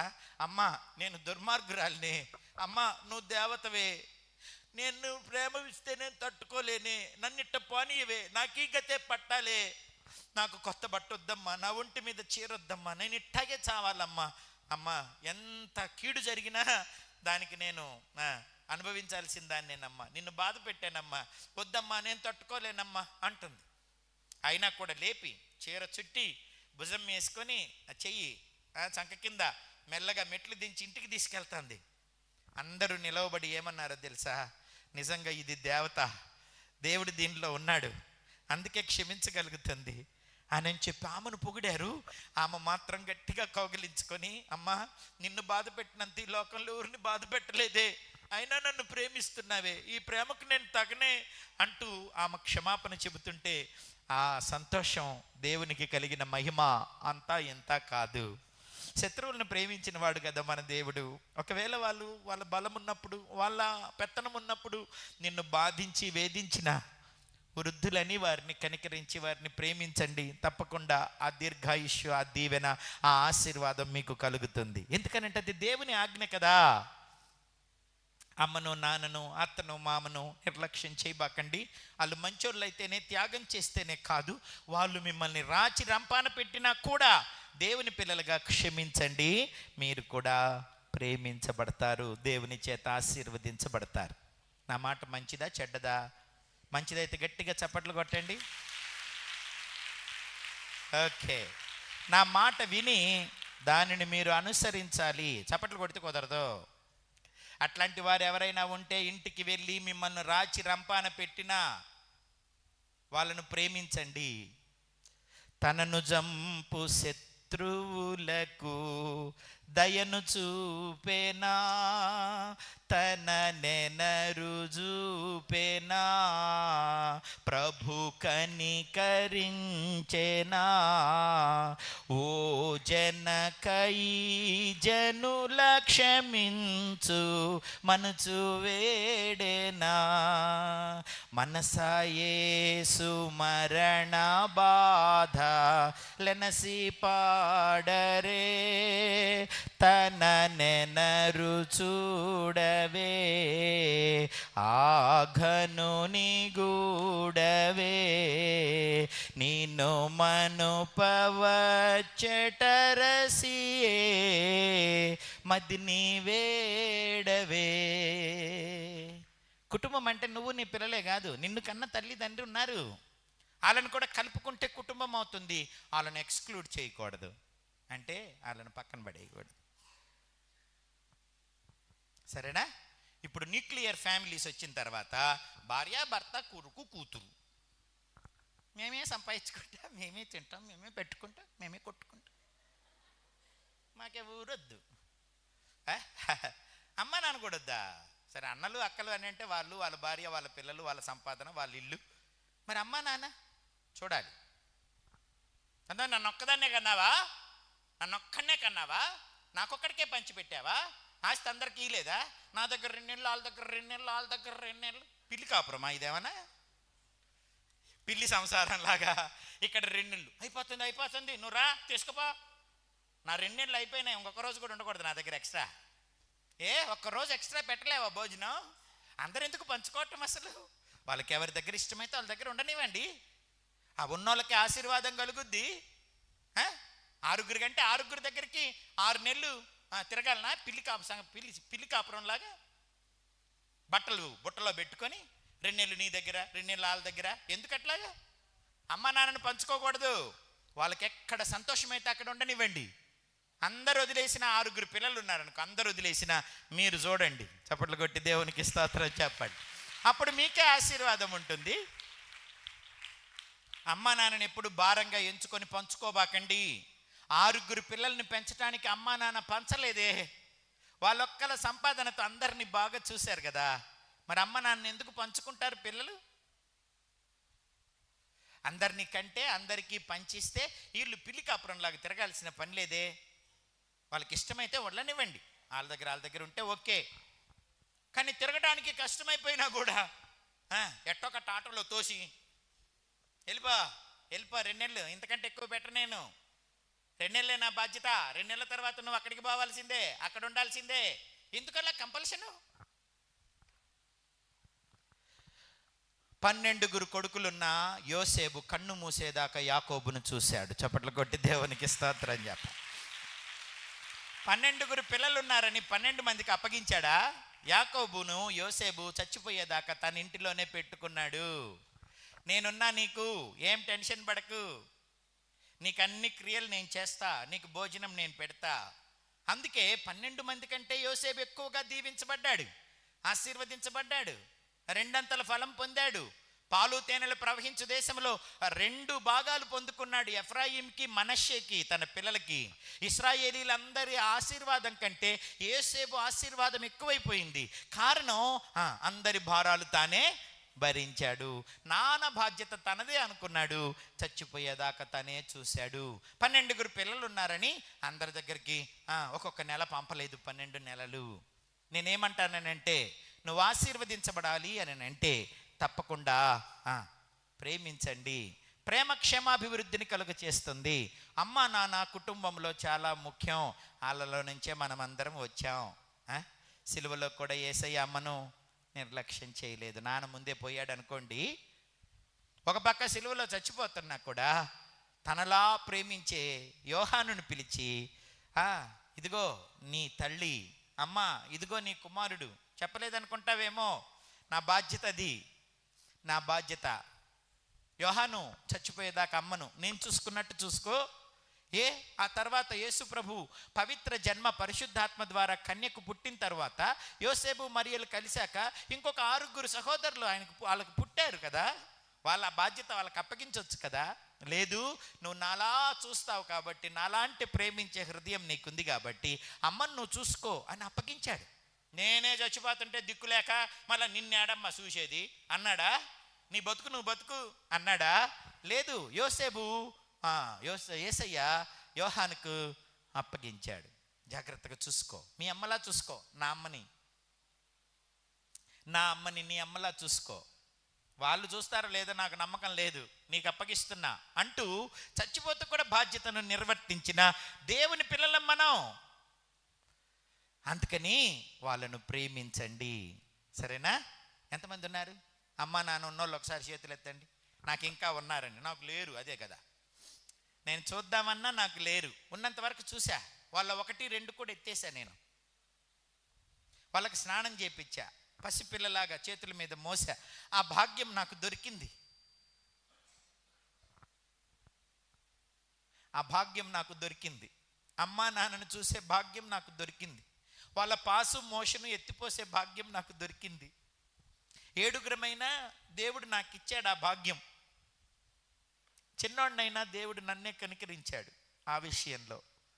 అందుకని ఆ ఆశీర్వాదం ఈ రోజుకు కూడా నేను అనుభవిస్తున్నాను. మీకు ఎంతమంది ఉన్నారు ఇంకా అమ్మా నాన్న? బతుకున్నారా ఇంకా అమ్మా నాన్న? బతుకుంటే కొంచెం బాగా ఎత్తండి చేతులు. అదృష్టవంతులు మీరు. నాకులాగా దురదృష్టవంతులు కాదు కదా, పోగొట్టుకోలేదు కదా ఇంకా. కొంచెం పైకెత్తవచ్చు. You are blessed. అమ్మా నాన్న ఉన్నారని అంటే అదొక ఆశీర్వాదం. మీకు ఉన్నారా? ఎంతమంది ఆశీర్వదించబడ్డారు? ఆ ఆశీర్వాదాన్ని కాపాడుకోవాలి, సరేనా? ఎదిరించకూడదు, బాధించకూడదు, కన్నీరు పెట్టించకూడదు, భారంగా అసలే ఎంచకూడదు. తప్పకుండా వాళ్ళని కాపాడండి, వాళ్ళని ప్రేమించండి. ఇప్పుడు అమ్మా నాన్న కావాలన్న నాకు లేరు, మరి ఏం చేయను? ఉంటే చూసుకుండేవాడిని, మరి ఉన్నంత వరకు చూసుకున్నానులే, అదొక సంతృప్తి నాకు. మీరు కూడా అలాంటి సంతృప్తిలో ఉండాలి. అప్పుడే మీరు ఆశీర్వదించబడతారు. దేవుని మాట నమ్ముతున్నారా మీరు? నేను నీకు ఇచ్చు దేశంలో నువ్వు దీర్ఘాయుష్మంతుడు అవ్వాలని అంటే నీ తల్లిని తండ్రిని సన్మానించడం అంటే ఫాదర్స్ డే రోజు, మదర్స్ డే రోజు 4 పూలు వేసి కాళ్ళు కడిగి దండం పెట్టడం కాదు. వాళ్ళ మాట వినాలి, వాళ్ళని ఏడ్పించకూడదు, వాళ్ళని కష్టపెట్టకూడదు, సరేనా? వాళ్ళు మీ విషయంలో పొరపాటు చేసిన క్షమించి వారిని ప్రేమించండి. ఇంక ముందుకు పోదామా? అమ్మ నాన్న కుటుంబంలో ముఖ్యం. ఆ తర్వాత భార్యాభర్తలు చాలా ముఖ్యం. ఆ భార్యాభర్తలు దేవుని యందు విశ్వాసం ఉంచటం ముఖ్యం. నిర్గమకాండంలోనికి రండి, 2వ అధ్యాయం తీసి మీ ముందు ఉంచండి. కొన్ని విషయాలు మీకు ఉన్న సమయంలో చెబుతాను. నిర్గమకాండం 2వ అధ్యాయం. లేవి వంశస్థుడు ఒకడు వెళ్ళి లేవి కుమార్తెను వివాహం చేసుకొనెను. ఆ స్త్రీ గర్భవతి అయి కుమారుని కని వాడు సుందరుడై ఉండుట చూచి 3 నెలలు వాడిని దాచెను. ఆశీర్వదించబడిన ఒక అద్భుతమైన కుటుంబం ఇక్కడ ఉంది. ఆ కుటుంబంలో నుంచి కొన్ని విషయాలు మీతో చెబుతాను. లేవి అంటేనే అర్థం ఏమిటో మీకు తెలుసా? టు అడ్హెర్ అని ఉంది, టు అడ్హెషన్ అని ఉంది. అని అంటే అతుకుకొని ఉండుట, హత్తుకొని ఉండుట అని అర్థం. లేవి ఎవరు? లేవి యాకోబు కొడుకులలో ఒకడు. అతడు లేయాకు పుట్టిన కుమారుడు. ఆ మాటకు అర్థం హత్తుకొనుట, కలిసిపోవుట అని ఉన్నాయన్నమాట మీనింగ్స్ దానికి. To adhere, to adhere, adhesion, joint, associated with him అని ఉందన్నమాట. కలిసి పని చేయటం, అసోసియేషన్. తర్వాత చేరుట అని అంటే వారితో కలిసి పని చేయుట లేదా హత్తుకొనుట అని అర్థము. లేవి అని అంటే లేవీయులను దేవుడు తన కొరకు ఏర్పాటు చేసుకున్నాడు. ఎందుకు అని అంటే యెహోవా పక్షమున ఎవరుంటారు అని సీనాయి పర్వతం దగ్గర, దేవుని పరిశుద్ధ పర్వతమైన హోరేబు దగ్గర దేవుడి పైన మోషే దేవునితో గడుపుతున్నప్పుడు కింద దూడం చేసుకొని వాళ్ళందరూ విగ్రహారాధన చేశారు. అందుకు అహరోను సహకరించాడు. దేవుని దగ్గర నుంచి ధర్మశాస్త్రం తీసుకొని మోషే క్రిందకు వచ్చేసరికి వీళ్ళు విగ్రహం దగ్గర తింటా, తాగుతా, వ్యభిచరిస్తా, ఆడుతా, ఎగురుతా ఉన్నారు. దేవునికి అది బాధ కలిగించింది. అందుకే వారిని శిక్షించే ముందు ఎవరు ఈ విగ్రహాన్ని వదిలిపెట్టి, ఈ అన్యుల ఆచారాలను వదిలిపెట్టి, ఈ అపవిత్రతను వదిలిపెట్టి నా దగ్గరకు వస్తారు, వాళ్ళని నేను క్షమిస్తానన్నప్పుడు మోషే యెహోవా పక్షాన ఉన్నవారు ఎవరు నా వైపుకు రండి అనగానే పరిగెత్తొచ్చిన వాళ్ళందరూ లేవీయులు. వారు ఎవరిని హత్తుకున్నారు? దేవుణ్ణి హత్తుకున్నారు, దేవుని వాక్యాన్ని హత్తుకున్నారు, దైవజనుణ్ణి హత్తుకున్నారు, దేవుని ప్రత్యక్ష గుడారాన్ని హత్తుకున్నారు. చప్పట్లు కొట్టి దేవునికి స్తోత్రం చెప్పాలి. లేవీయులు ఆశీర్వదించబడతారు. దేవుడు ఎవరిని ఆశీర్వదిస్తాడు? లేవీయులను ఆశీర్వదిస్తాడు. లేవీయులు అంటే ఎవరు? దేవునిని, దైవజనుణ్ణి, దేవుని మందిరాన్ని, దేవుని వాక్యాన్ని, దేవుని పరిచర్యను హత్తుకున్నవారు, ఆ పని చేసేవారితో కలిసి పని చేసేవారు. Association with him. దేవుని పని చేసేవారితో కలిసి పని చేయాలి, దేవుని పని చేసేవారిని హత్తుకోవాలి. హత్తుకొనుట అనేది చాలా ముఖ్యం. హత్తుకొనుట అంటే మీకు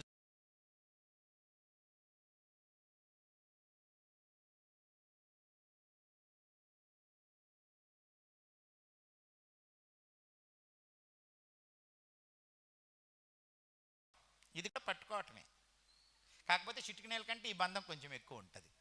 ఆ తర్వాత ఇది కూడా పట్టుకోవటమే, ఇది ఇంకొంచెం గట్టిగా ఉంటుంది. ఆ తర్వాత ఇది కూడా పట్టుకోవటమే, ఇది ఇంకొంచెం గట్టిగా ఉంటుంది.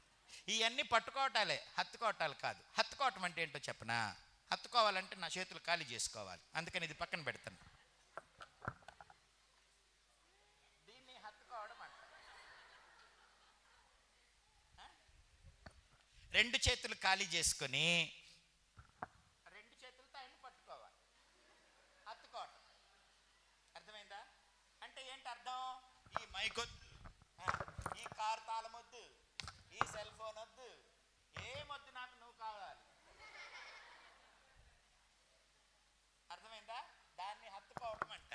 ఇక మా మధ్యలో ఏమి రాకూడదు.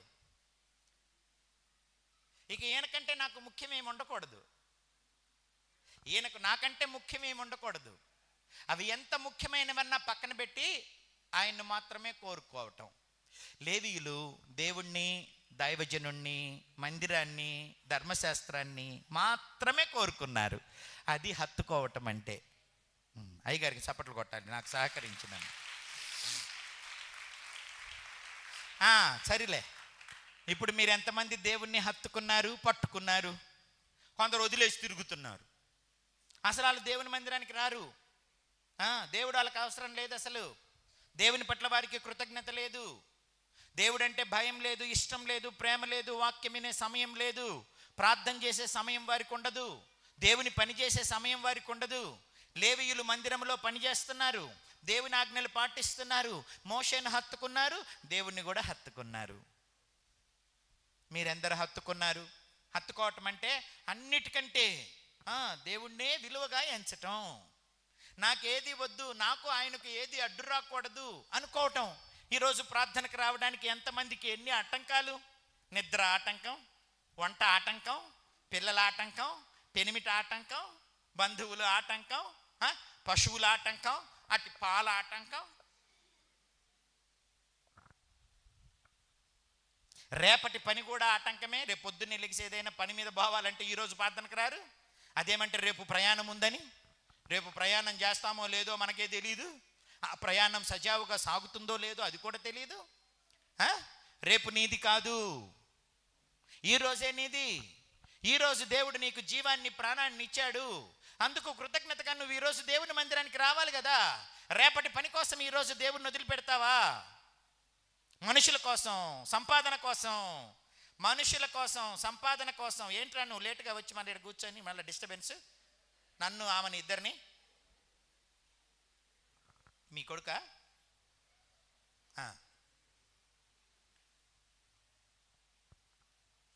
సరే. కాబట్టి మీరు దేవుణ్ణి హత్తుకోవాలి. మీరందరూ లేవీయులు కావాలి. అప్పుడే మీరు ఆశీర్వదించబడతారు. మీరెవరిని హత్తుకోవాలి? దేవుని వాక్యాన్ని, వాక్యం బోధించే దైవజనుణ్ణి. ఆ వాక్యాన్ని నీకు పెంచి, నీ ఆత్మను సంరక్షించి, నువ్వు నడవలసిన త్రోవను నీకు నేర్పించి, నీ దీర్ఘాయుష్కు, మేలుకు, అభివృద్ధికి కారణమైన దేవుని సన్నిధిని నువ్వు ప్రేమించాలి. నీకు ఇక్కడ బలం ఉంది, నీకు ఇక్కడ దేవుని రెక్కలున్నాయి, దేవుని ఆలోచన ఇక్కడ నీకు కలుగుతుంది, దేవుని సంరక్షణ కలుగుతుంది. నువ్వు చచ్చిపోయినా నీ పిల్లల్ని దేవుడు కాపాడుతాడు. అబ్రహాంతో ఏం చెప్పాడు తెలుసా? అబ్రహాం, నేను చనిపోతానని నువ్వు బాధపడుతున్నావా? నువ్వు చనిపో, నీ పితరుల దగ్గరికి వెళ్ళి పడుకుంటావు, వాళ్ళతో నువ్వు పాతి పెట్టబడతావు. కానీ నీ 4వ తరం వారికి ఈ పాలు తేనెలు ప్రవహించే దేశాన్ని నేను ఇస్తా. ఎప్పుడు? ఆఫ్టర్ 400 years, 400 సంవత్సరాల తర్వాత నీ పిల్లల్ని ఇక్కడికి తెస్తా. నేను నీ పిల్లలకు తండ్రిగా ఉంటా. నా పిల్లలు ఏమైపోతారు, నా వాగ్దానం ఏమైపోద్ది, నా సంతానం ఏమైపోద్దని భయపడకు. నాకు ఒక్క నలుసు ఇస్సాకు, వాడేమైపోతాడు అనుకోబాకు. ఇస్సాకుని కాపాడుతా, ఇస్సాకు పిల్లల్ని కాపాడుతా, వాళ్ళ పిల్లల్ని కాపాడుతా. అట్లా 400 తరాల వరకు నేను విడువక కాపాడుతా. నేను గతించిపోయే దేవుణ్ణి కాదు. నా చేతుల్లో వదిలేసి నువ్వు ప్రశాంతంగా చచ్చిపో. నిండు వృద్ధాప్యంలో నువ్వు చనిపోతావు, నీ పితరులతో పాతి పెట్టబడతావు. కానీ నీ బిడ్డల్ని నేను వదిలిపెట్టను. తరతరాలలో, యుగ యుగాలలో, జగజగాలలో ఆయన దేవుడే, మారనివాడు. ఆ దేవుని సంపాదించండి. ఇల్లు, భూములు కాదు, సర్టిఫికెట్లు, వస్తువులు, బంగారం, బట్టలు కాదు మీ పిల్లలకు సంపాదించి పెట్టవలసింది. దావీదు ఇచ్చినట్టు దేవుణ్ణి ఇవ్వాలి. అబ్రహాం ఇచ్చినట్టు దేవుణ్ణి ఇవ్వాలి తన కొడుకుకి. నీ పిల్లలకు నువ్వు దేవుణ్ణి ఇవ్వాలి. అసలు నీకుంటే కాదు నువ్వు ఇవ్వడానికి. నీకు దేవునికి ఏమి సంబంధం ఉంది అసలు? నువ్వు నీ పిల్లలకి దేవుణ్ణి ఇచ్చిపోవటానికి. తరతరములకు మాకు నివాస స్థలము నీవే. భూమి పుట్టక మునుపు, పర్వతములు రూపింపక మునుపు నీవే దేవుడు అన్నాడు కదా మోషే 90వ కీర్తనలో. ప్రభువా, తరతరములకు మాకు నివాస స్థలము నీవే. మనకు వాక్యాలన్నీ బాగొచ్చు కదా. ఆ వచ్చిన వాక్యాలు, నేర్చుకున్న వాక్యాలు మన జీవితానికి అప్లై చేసుకొని మన పిల్లలకు దాన్ని ఇవ్వాలి. అందుకు తప్పకుండా దేవుని మందిరాన్ని విలువగా ఎంచాలి, దైవజనుణ్ణి విలువగా ఎంచాలి. దేవుని వాక్యం, దేవుని పరిచర్యను విలువగా ఎంచాలి. ఎవరు చెయ్యాలి? భార్యాభర్తలు ఇద్దరూ చెయ్యాలి. లేవీయుడొకడు వెళ్ళి లేవీ కుమార్తెను చేసుకున్నాడు. గాడిదను గుర్రాన్ని కలిపి బండి కట్టకూడదు, ఎద్దును గాడిదను కలిపి బండి కట్టకూడదు. అట్లాగే అవిశ్వాసికి విశ్వాసికి జత కుదరదు. కొరింథీ పత్రికలో ఏమన్నాడు? చీకటికి వెలుగుతో ఏమి సంబంధం? విగ్రహములకు బెలియాలతో క్రీస్తుకు ఏమి సంబంధం? దుర్నీతికి నీతికి ఏమి సంబంధం? విగ్రహములకు క్రీస్తుకు ఏమి పొందిక? కాబట్టి వివాహము ఇద్దరు విశ్వాసుల మధ్య జరగాలి. సరే, విశ్వాసులు కాకముందే పెళ్లి చేసుకున్నారనుకో, ఇప్పుడన్నా వాళ్ళు విశ్వాసులు అవ్వాలి. అందరు దేవుని నమ్ముకొని పెళ్లి చేసుకోరు కదా. వాస్తవానికైతే దేవుణ్ణి నమ్ముకొని విశ్వసించి పాపాలు ఒప్పుకొని బాప్తిస్మం తీసుకొని వాళ్ళిద్దరు విశ్వాసులు పెళ్లి చేసుకోవాలి. ఇప్పుడు మనకు పెళ్లికి క్రైటీరియా ఏమిటి? మంచి గవర్నమెంట్ ఉద్యోగం ఉందా? ముందు వాడు నల్లోడైనా ఎర్రోడైనా సరే గవర్నమెంట్ ఉద్యోగం ఉంటే మొత్తం కొట్టుకుపోతాయి. ముందు గవర్నమెంట్ ఉద్యోగం కావాలి. ఎందుకని? గవర్నమెంట్ ఉద్యోగం అయితే నెలకొచ్చి ఏటీఎంలో పడతాయి డబ్బులు. ఏమీ కొదువు లేకుండా ఆ పిల్లది ఎంటది, మనకు కూడా అప్పుడప్పుడు కొంచెం పెట్టిద్ది. అందుకని పిల్లకు సంబంధం చూసేటప్పుడు గవర్నమెంట్ ఉద్యోగం మొదట చూస్తున్నారు. ఇక గవర్నమెంట్ ఉద్యోగం లేకపోతే అంతో ఇంతో ఆస్తులు ఉంటే, వెనక పొలాలు స్థలాలు అవన్నీ ఉంటే వాటిని చూసి ఇస్తారు. లేకపోతే అది కూడా అయిపోయిన తర్వాత ఏం చూస్తారు? ముక్కు ముఖం చూస్తారు. ఒడ్డు పొడువు బాగున్నాడా? వాడు ఎర్రగా బుర్రగా హీరోలాగా ఉంటాడు, కానీ వాడంత పనికి మాలినోడు ఒకడు ఉండడు, వాడంత వ్యభిచారి ఇంకొకడు ఉండడు, వాడంత తాగుబోతాడు ఒకడు ఉండడు. మరి ఎర్రగా బుర్రగా ఉంటే అందరూ ఎంటబడతారు కదా. ఎంటబడ్డ వాళ్ళందరికీ శంకు కప్పుతుంటాడు వీడు.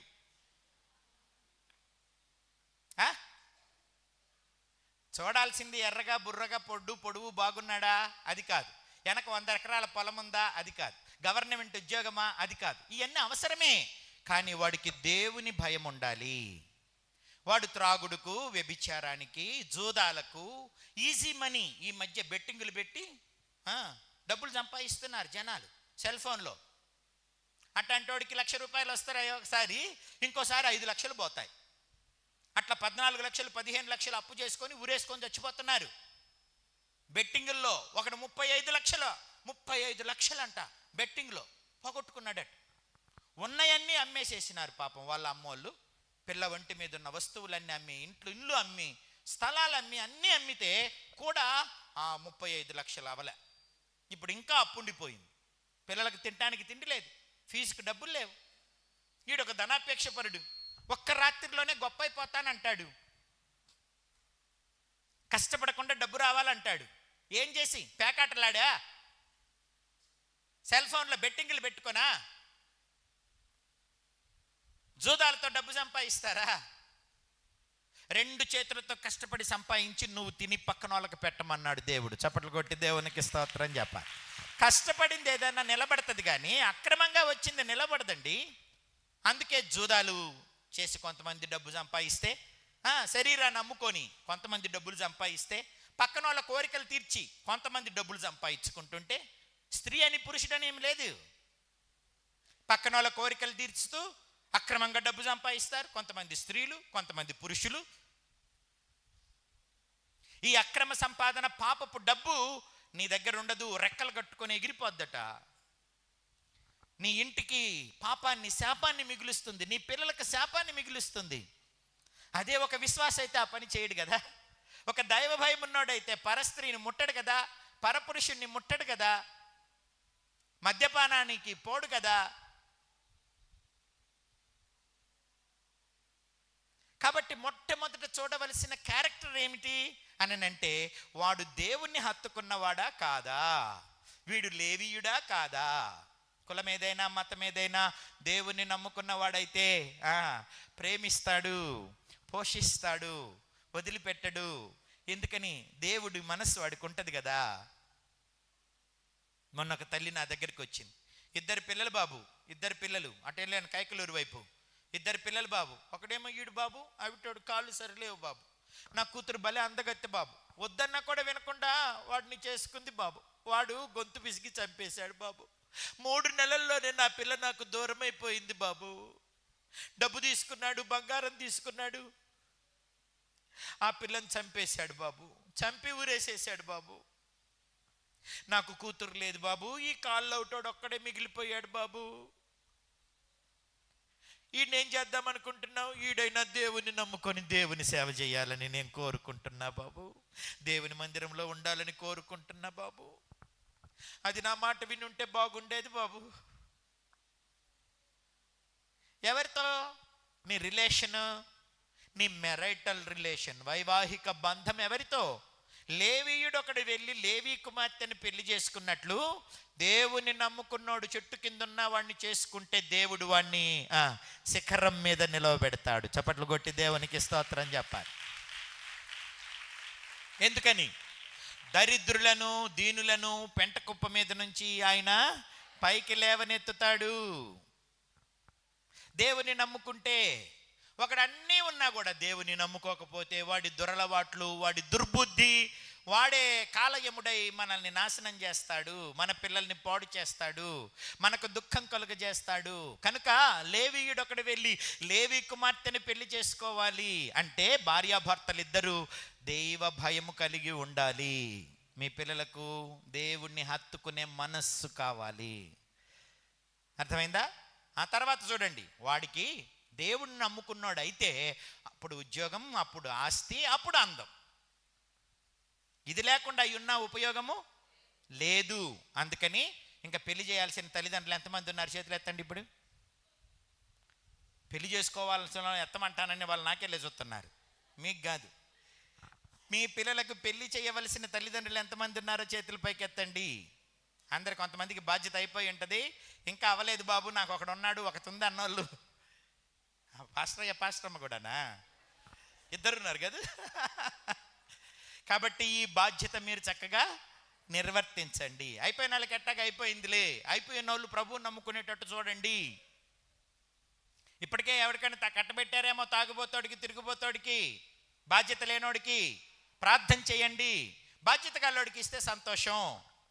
బాధ్యత లేనోడికి కనుక ఒకవేళ ఇచ్చుంటే ఇప్పుడైనా ప్రార్థన చేసి నీ ఆశీర్వాదం నాకు దయచేయమని అడగండి. చప్పట్లు కొట్టి దేవునికి స్తోత్రం చెప్పాలి. ఏమిటి ఆశీర్వాదం? యెహోవాను హత్తుకోవటమే ఆశీర్వాదం. యెహోవా మందిరములో ఉండటమే, యెహోవా ఆజ్ఞలు పాటించటమే, యెహోవా పని చేయటమే దానికి మూలము, ఆశీర్వాదానికి మూలము. లేవీయుడు ఒకడు వెళ్ళి లేవీ కుమార్తెను పెళ్లి చేసుకున్నాడు. అప్పుడు ఆ స్త్రీ గర్భవతి అయి కుమారుని కని వాడు సుందరుడై ఉండుట చూచి 3 నెలలు వానిని దాచెను. నా ప్రియ దేవుని పిల్లరా, భార్యాభర్తలు అందరూ ఇక్కడ ఉన్నారా? భర్తలతో వచ్చిన వాళ్ళు చేతులు ఎత్తండి. ఇక్కడికి ఏమో వచ్చాడో లేదో అని ఎతుకులాడుకుంటారు ఏంటి ఇప్పుడు వెనక్కి చూసి? భర్తలతో వచ్చిన వాళ్ళు ఇక్కడికి చేతులు ఎత్తాలి. భర్తలతో ఏంటమ్మ అందరు ఏడేడ పెడతారు? కొంచెం పైకెత్తండి, చూడొద్దా? నేను అందరు చూడాలి కదా. భర్తలతో వచ్చిన వాళ్ళు చేతులు ఎత్తండి అని అంటే ఇక చేతులు ఎత్తని వాళ్ళు అందరూ ఐదరు భర్త లేని వాళ్ళు అయినా ఉండాలా, భర్త ఉన్నా రానోళ్ళు అయి ఉండాలి. అందుకని మిమ్మల్ని ఎత్తమంటే బాగోదు కాబట్టి వచ్చిన వాళ్ళని ఎత్తమన్నా. భర్తలను తీసుకురాని వాళ్ళు చేతులు ఎత్తండి అంటే బాధపడతారేమోనని. కానీ భర్తలతో పాటు ఇప్పుడు ఈ మందిరానికి వచ్చిన వాళ్ళు చేతులెత్తమని నేను అడగటంలో గల ఉద్దేశం మీరు కూడా మీ భర్తలతో రావాలని దేవుడు కోరుకుంటున్నాడు, నేను కోరుకుంటున్నా. మీరు కోరుకుంటున్నారా లేదా? అసలు మీరు కోరుకోకపోతే నేను కోరుకున్న ఉపయోగం ఏముంది? ఒక పూట వచ్చి కనపడిపోయేవాడిని. ఎంత పెద్ద మందిరం కట్టారు, ₹1,00,00,000 2 కోట్ల 3 కోట్లు పెట్టి కట్టారు. ఈ మందిరంలో దేవుని వడిలో మీరందరూ ఉండొద్దు? మీ భర్తలు ఎక్కడన్నారు? భర్తలు లేకుండా ఇక్కడికి వచ్చిన వాళ్ళకు బాధ్యత లేదంటా నేను గట్టిగా. భర్తలు లేకుండా ఇక్కడ వచ్చిన వాళ్ళకు బాధ్యత లేదంటాను. దైవజనుణ్ణి కదా, నేను మిమ్మల్ని తిట్టచ్చు, అరవచ్చు, ఇంకా స్వతంత్రం ఉంటే చెంప మీద ఒకటి అయ్యొచ్చు. ఏమ్మా గ్రీన్ శారీ, నీ పేరేం పేరు? స్వప్న ఏడ కొడతాడు అని మొత్తం సర్దుకుంటుంది. కొట్టాలి, మిమ్మల్ని కొట్టే అధికారం దైవజనులకు ఇవ్వాలి. నీతిమంతులు నన్ను కొట్టుట నాకు తైలాభిషేకం అన్నాడు దావీదు భక్తుడు. మీకు మేము చెప్పకపోతే ఎవరు చెప్తారు చెప్పండి? చెప్పే అమ్మ నాన్న ఆల్రెడీ చచ్చిపోయి ఉంటారు.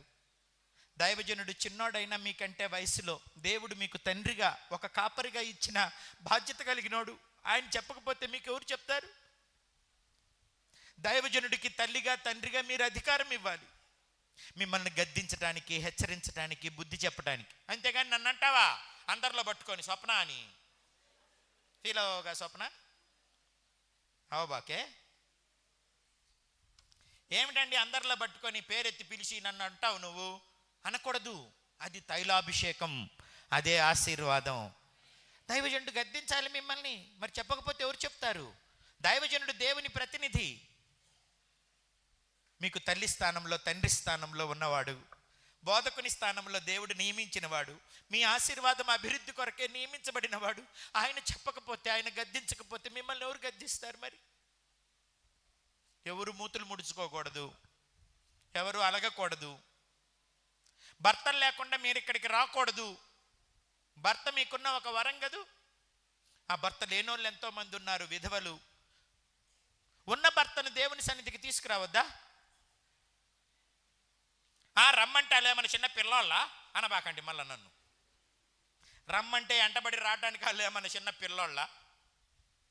ఒకసారి అడిగితే వస్తాడు, ఒకసారి అడిగితే రానంటాడు, రెండోసారి అడిగితే ఎగిరి అంటాడు. స్వప్న తల ఊపుతుంది, నా పరిస్థితి అన్నట్టు. ఒకసారి 2 సార్లు పొద్దుగుకలా నోరు మూసుకొని పా, నిన్ను బానిస్తున్నా, అందుకు సంతోషపడు, మళ్ళీ నన్ను కూడా రమ్మంటావా?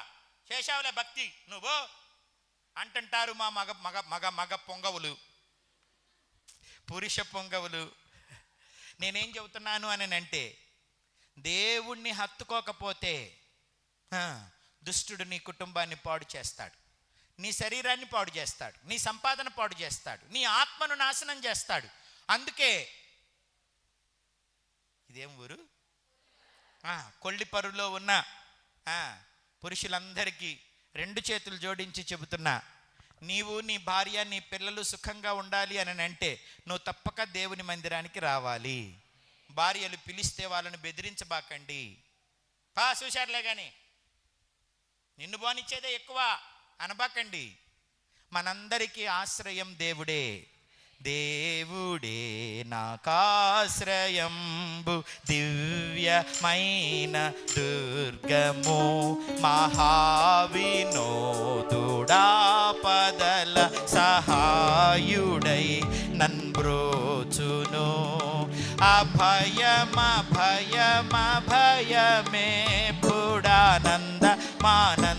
మానందమౌగ దేవుడే నాకాశ్రయంబు.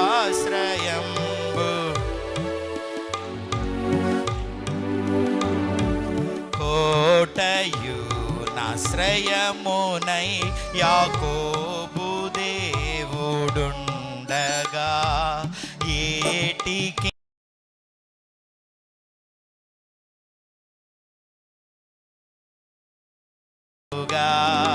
అభయమభయ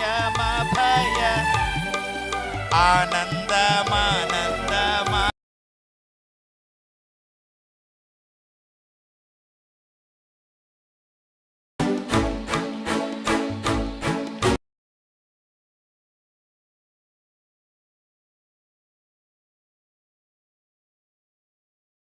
నరకు నాయనే చెల్ల చెదరు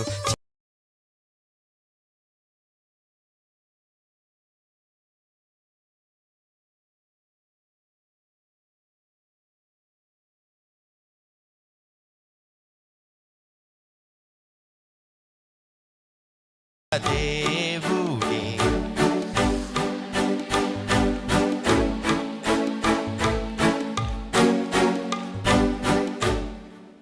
చాలా ఉంది పాట. దేవుణ్ణి మీరందరూ ఆశ్రయించాలి. భార్యాభర్తలు ఇద్దరు దేవుని సన్నిధికి రావాలి. ఎవరైతే భార్యాభర్తలు ఇద్దరు దేవుని మందిరంలో ఉంటారో ఆటోమేటిక్గా వాళ్ళ పిల్లలు కూడా దేవుని సన్నిధిలో ఉంటారు. వారికి దేవుని సంరక్షణ ఎప్పుడూ తోడుంటుంది. వారు భయపడవలసిన పని లేదు. మరణానికి కానీ, కరువుకు కానీ, శత్రువుకు కానీ, ఏ తెగులుకు కానీ భయపడాల్సిన పని లేదు. దేవునికి భయపడేవాడు దేనికి భయపడడు. దేవునికి భయపడనోడు అన్నిటికీ భయపడాల్సి వస్తుంది. ఫరో చెప్పినాడు, ఇశ్రాయేలు పిల్లల్లో మగపిల్లాడు కనపడితే నరికి పడేయండి, చంపి వాడిని నైల్ నదిలో పడేయండి, ముసళ్ళకి ఆహారంగా, ఒక్కడు కూడా బతకడానికి వీల్లేదు అని అంటే ఆ రాజాజ్ఞ పొంది సైనికులు మగపిల్లలందరినీ చంపి నైల్ నదిలో ముసళ్ళకు ఆహారంగా వేస్తున్నారు.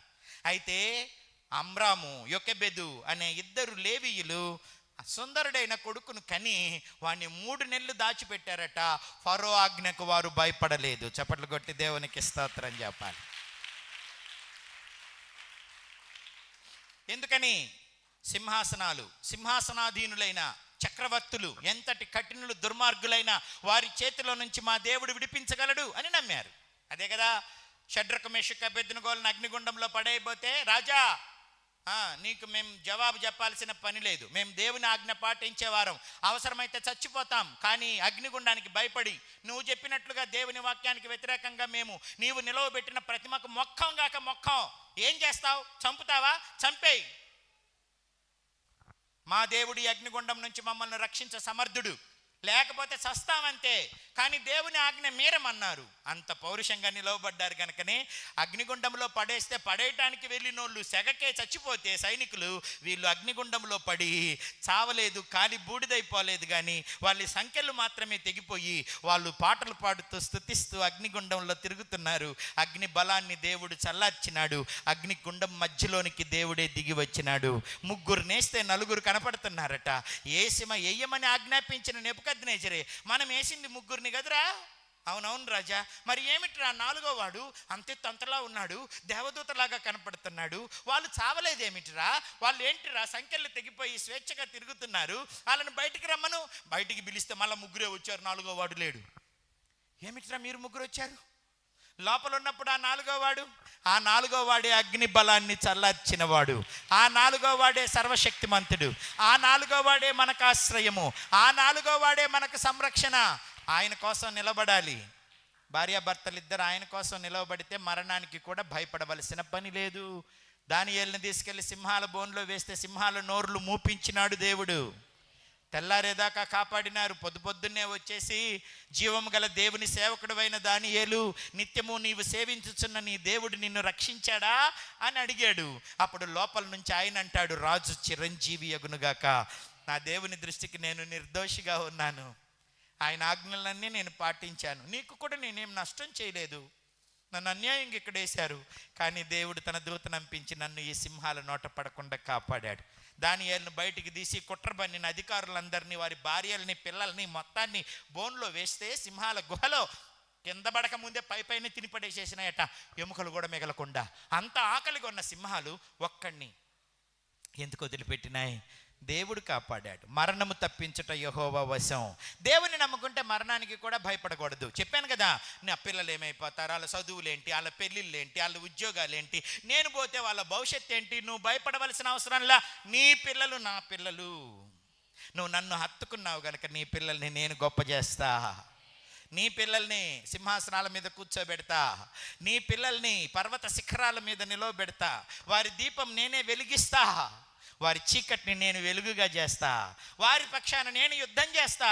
నీ పిల్లలు నా పిల్లలు అవ్వాలంటే ముందు నువ్వు నా వాడివి, నా దానివి అవ్వాలి. అందుకే కొల్లిపర చర్చిలో ఉన్న భార్యలందరూ మీ భర్తలతో కూడా రావాలి, భర్తలు మీ భార్యలతో రావాలి, మీరిద్దరూ కలిసి రావాలి. అందుబాటులో మీ పిల్లలు ఉంటే తప్పకుండా వాళ్ళు కూడా మందిరంలోనే ఉండాలి. అలా ఉండేటట్టు మీరు చూసుకోవాలి. నువ్వు వస్తేరా, లేకపోతే లేదు, నేను పోతున్నా అనబాకండి. సోదర సోదరీమణులకు నా విజ్ఞప్తి, నువ్వు వస్తేరా లేకపోతే లేదు కాదు. ఫంక్షన్కి పోయేటప్పుడు నువ్వు రాకపోతే నేను పోను, అందరూ వాళ్ళ ఆయనలతో వస్తుంటే నువ్వు రాకపోతే నేను మొగుడు లేని దాన్ని అనుకోరు. మొగుడున్నా ఏమి సుఖం, ఫంక్షన్కి రా అని ఏడుస్తారు. 3 రోజుల నుంచే మూతులన్నీ ముడుస్తారు. సరే వస్తాలే అనేదాకా మీ ముఖాల్లో వెలుగే ఉండదే. దేవుని మందిరానికి మాత్రం వదిలేసి వస్తారా? కొడితే కొట్టు, తిడితే తిట్టు, నువ్వు మాత్రం ఫంక్షన్కి రావాల్సిందే. అందరూ వాళ్ళ ఆయనలతో పాటు పిల్లలతో పాటు వస్తారైతే నేను ఒక్కదాన్ని పోయానా ముండమోపిలాగా? నేను పోను అంటారు కదా. ఏ దేవుని మందిరానికి మాత్రం ఎందుకు వదిలేసి వస్తారు? మీ ఫంక్షన్ల కంటే, మీ గృహప్రవేశాల కంటే దేవుని మందిరం గొప్పది కాదా? అందుకోసం అడగొద్దా, బతిన్లాడొద్దా, భంగపడొద్దా, బాధపడద్దా, ఏడవద్దా, వచ్చేదాకా పట్టుపట్టద్దా? వదిలేసి వస్తే వాళ్ళని ఎవరు కాపాడుతారు? వాళ్ళని పట్టి బంధించిన దుష్టుడి నుంచి వారిని ఎవరు కాపాడుతారు? నీ భర్తను రక్షించుకోవటం నీ బాధ్యత కాదా? ఫంక్షన్లకు ఉన్న విలువ కూడా దేవుని మందిరానికి లేదా? జనాలకు కనపడాలని ఆశపడ్డట్టు దేవునికి కనపడాలని ఆశపడొద్దా మీరు? తప్పకుండా మీ భర్తలను తీసుకొని రండి. భర్తలకు కూడా చెబుతున్నాను, మీ భార్య లేకుండా రావద్దు. ఎన్ని పనులున్నా పక్కన పెట్టి ముందు మందిరానికి పోదాం రా అని చెప్పి మందిరానికి తీసుకురావాలి. ఏ భార్య భర్త దేవుని మందిరంలో ఉంటారో వారు తప్పక ఆశీర్వదించబడతారు. వన్స్ నువ్వు మందిరంలోనికి అడుగు పెడితే మిగతా అన్ని దేవుడే చూసుకుంటాడు. నీ రక్షణ, నీ పోషణ, నీ సంరక్షణ, నీ పిల్లల బాధ్యత, నీ భవిష్యత్తు అంతా దేవుడు చూసుకుంటాడు. దేవునికి భయపడండి, దేవుణ్ణి ప్రేమించండి, దేవుణ్ణి హత్తుకోండి, లేవీయులు కండి, దేవుని పని చేయండి. భార్యాభర్తలిద్దరూ దేవుని మందిరంలోనికి రావాలి. వీరిద్దరూ దేవునికి భయపడ్డారు. పిల్లవాడిని దాచిపెట్టారు. ఎన్ని నెలలట? 3 నెలలు. ఏడుపు బయటికి వినపడకుండా. ఇక 3 నెలల తర్వాత గొంతు కొంచెం పెరిగిద్ది. అప్పుడు దాకా అనేవాడు. 3 నెలల తర్వాత పెద్దగా అరుస్తాడు ఇక బేర్మని. అందుకని ఇక దాచిపెట్టలేక ఒక పని చేసిందంట. జమ్ముతో పెట్టె చేసి దానికి మట్టి పూసి, మట్టి మీద కీలు పూసి, పెట్టె మీద మూత పెట్టి, ఆ మూతల పెట్టెలో ఈ అబ్బాయిని పెట్టి నైలు నదిలో వదిలేసేసిందట. దేవునికి అప్పచెప్తూ, నేను కాపాడినంత కాలం కాపాడా, ఇంకా కాపాడటం నా వల్ల కాదు, అందుకనే వదిలేస్తున్నా, ఇక నువ్వు కాపాడు. నైల్ నదిలో మొసళ్ళు ఉంటాయండి, భయంకరమైన మొసళ్ళు. ప్రపంచంలో బలమైన మొసళ్ళు నైల్ నదిలోనే ఉన్నాయి. ఆ మొసళ్ళకు భయపడలేదు. మొసళ్ళ నోటి నుంచి నా దేవుడు నా బిడ్డను కాపాడుతాడు. అందుకేం చేసింది? ఒక పెట్టె తయారు చేసింది జమ్ముతో. చెక్కతో, ఇనుముతో ఎందుకు చేయలేదు? అవి మునిగిపోతాయి కాబట్టి. మునగని పెట్టెని చేసింది. దానికి మట్టి పూసింది, నీళ్లు లోపలికి రాకుండా. మట్టి కరిగిపోద్దేమోనని మట్టి మీద కీడు పూసింది. అంతేకాదు పైన మూతేసింది. కారణం, లోపల నీళ్లు లోపలికి వస్తే బయట నీళ్లు, నదిలో నీళ్లు, పెట్టె మునిగిపోద్ది, పిల్లాడు చచ్చిపోతాడు. అందుకని కింద సంరక్షణ. అలా వదిలేస్తే మూత లేకుండా ఆకాశ పక్షులు పీక్కు తింటాయి. 3 నెలల పిల్లోడు కదా, అందుకని పైన కూడా మూత పెట్టింది. అంతేనా, వాళ్ళ అక్కను మిరియామును కాపలా పెట్టింది. నేను మీతో చెబుతున్నా, తల్లి తండ్రి ఇద్దరు దైవజనులైనా, లేవీయులైనా, దేవుని మందిరంలో ఉన్న మీ పిల్లలను కాపాడటం మీ బాధ్యత. వేటి నుంచి కాపాడాలి? ఆకాశ పక్షుల నుంచి కాపాడాలి. అంటే దురాత్మల సమూహం నుండి కాపాడాలి. ఎవరు కాపాడుతారు? పరిశుద్ధాత్ముడు వారిని దురాత్మల నుంచి కాపాడుతాడు. వారు పరిశుద్ధాత్మతో కాపాడబడాలి. నైలు నది నీళ్లు లోపలికి రాకుండా వాళ్ళను కాపాడాలి. అంటే లోక ఆశలు ఆ బిడ్డల్లోనికి రాకుండా కాపాడాలి. అట్లాగే క్రూర మృగాలైన మొసళ్ళు తినకుండా కూడా కాపాడాలి. అందుకు వాళ్ళకు సంరక్షణ కావాలి. నీ పిల్లల్ని లోకాశల నుంచి కాపాడాలి. భక్తిహీనత నుంచి నువ్వే కాపాడాలి. అందమైన పిల్లలు ఉంటే ఇంకొంచెం జాగ్రత్తగా ఉండాలి. నా స్నేహితుడికి ఒక ఆడపిల్ల పుడితే నల్లగా పుట్టింది. అమ్మయ్య పర్వాలేదులే అంటున్నాడు. ఏంట్రా అన్నాను. నల్లగా పుట్టింది కాబట్టి నా కూతురు వైపు ఎవడు చూడ్డు, తెల్లగా పుడితే అందరూ చూస్తారు బావా, కాపాడుకోలేక సావాలి. నల్లగా పుడితే పెద్ద ఆకర్షణగా ఉంటారు కాబట్టి ఎవరు చూడరు, అందరు తెల్లతో వెంబడబడతారు. అందుకని నా కూతురు నల్లగా పుట్టింది పోనీలే అంటున్నాడు. నేను నల్లగా పుడితే సంతోషపడ్డ తండ్రిని ఆయన్నే చూసా. ఏమిటనంటే లోకం బాగలేదు, అందంగా ఉంటే అందరూ వెంటబడతారు. ఆడపిల్లైనా మగపిల్లోడైనా చూడ చక్కగా ఉంటే అందరూ వెంటబడతారు. వాళ్ళని ఇంకొంచెం జాగ్రత్తగా కాపాడాలి. కాపాడటం నీ పనే, కానీ వదిలేస్తే కుదరదు. స్కూల్లో జాయిన్ చేస్తే టీచర్లు పాడు చేస్తున్నారు పిల్లల్ని. ఏమ్మా, వంటోళ్ళు పాడు చేస్తారు, అధికారులు పాడు చేస్తున్నారు. ఉద్యోగానికి పంపిస్తే దుర్మార్గులు అక్కడ పాడు చేస్తున్నారు. ఇంట్లో వదిలిపెడితే పక్కింటోడు పాడు చేస్తున్నాడు. అందుకే ఎప్పుడు ఒక కన్నేసి కాపాడుకోవాలి నీ పిల్లల్ని నువ్వే. ఒక అయ్య చేతిలో ఒక అమ్మ చేతిలో పెట్టేదాకా నీ పిల్లల్ని కాపాడుకోవటం నీ బాధ్యతే. అందుకు దేవుని ఆత్మ సహాయం కావాలి. నువ్వే కాపాడుకోలేవు. ప్రార్థనతో కంచి వేయాలి. అందమైన పిల్లలైతే మరింత జాగ్రత్తగా ఉంచాలి. మోషే సుందరుడు, ఆ సుందరుణ్ణి కాపాడింది. మొసళ్ళ నుంచి, ఆకాశ పక్షుల నుంచి, ఈ నీటి నుంచి ఎంత భద్రంగా కాపాడింది. పిల్లల్ని కాపాడుకోండి. నా పిల్లోడు మంచోడు, బజార్లో వేసినా బంగారమే అనబాకండి, బంగారం ఎత్తుకుపోతారు. కొంతమంది పిల్లల్ని ఎంత గుడ్డిగా నమ్ముతారని అంటే, నా కూతురా నిప్పు, నా కొడుక నిప్పు. నిప్పు కాదు, తుప్పు పడతాయి నిప్పులు. అర్థమవుతుందా? ఎప్పుడు నమ్మొద్దు, ఎప్పుడు నిర్లక్ష్యంగా వదిలేయొద్దు. నా కూతురు ఆడున్నా నిప్పే అనబాకండి. ఆ నిప్పు మీద నీళ్లు పడకుండా చూడాలి, చేతులు అడ్డం పెట్టాలి, కాపాడాలి మీ పిల్లల్ని. చాలా మంది తల్లిదండ్రులు కాపాడట్లా. భరోసా, మితిమీరిన భరోసా, గుడ్డి నమ్మకం మంచిది కాదు. కాపాడాలి పిల్లల్ని, వాళ్ళకి పెళ్లి చేసేదాకా కాపాడాలి. సాధ్యమైనంత వరకు మీ దగ్గర పెట్టుకొని చదివించండి. 17 సంవత్సరాలు వాళ్ళకు జాగ్రత్తగా భక్తి నేర్పండి. యోసేపు కూడా సుందరుడు, రూపవంతుడు, కానీ 17 సంవత్సరాలు యాకోబు భక్తిని నేర్పించాడు. పరస్త్రీని ముట్టకూడదురా రే, పరస్త్రీని ముట్టకూడదు, వ్యభిచరించకూడదు, జారత్వం చేయకూడదు, మద్యపానం చేయకూడదు. దేవుడు చూస్తున్నాడు రా కొడుకా, నిన్ను దేవుడు గొప్పోడిని చేస్తానన్నాడు రా, అందరికి భోజనం పెడతావంటరా, అందరికి రాజు అవుతావంటరా. దేవుడు నిన్ను ఆశీర్వదించాలనంటే నువ్వు పవిత్రంగా ఉండాలి. దేవుడికి పవిత్రత అంటే ఇష్టం.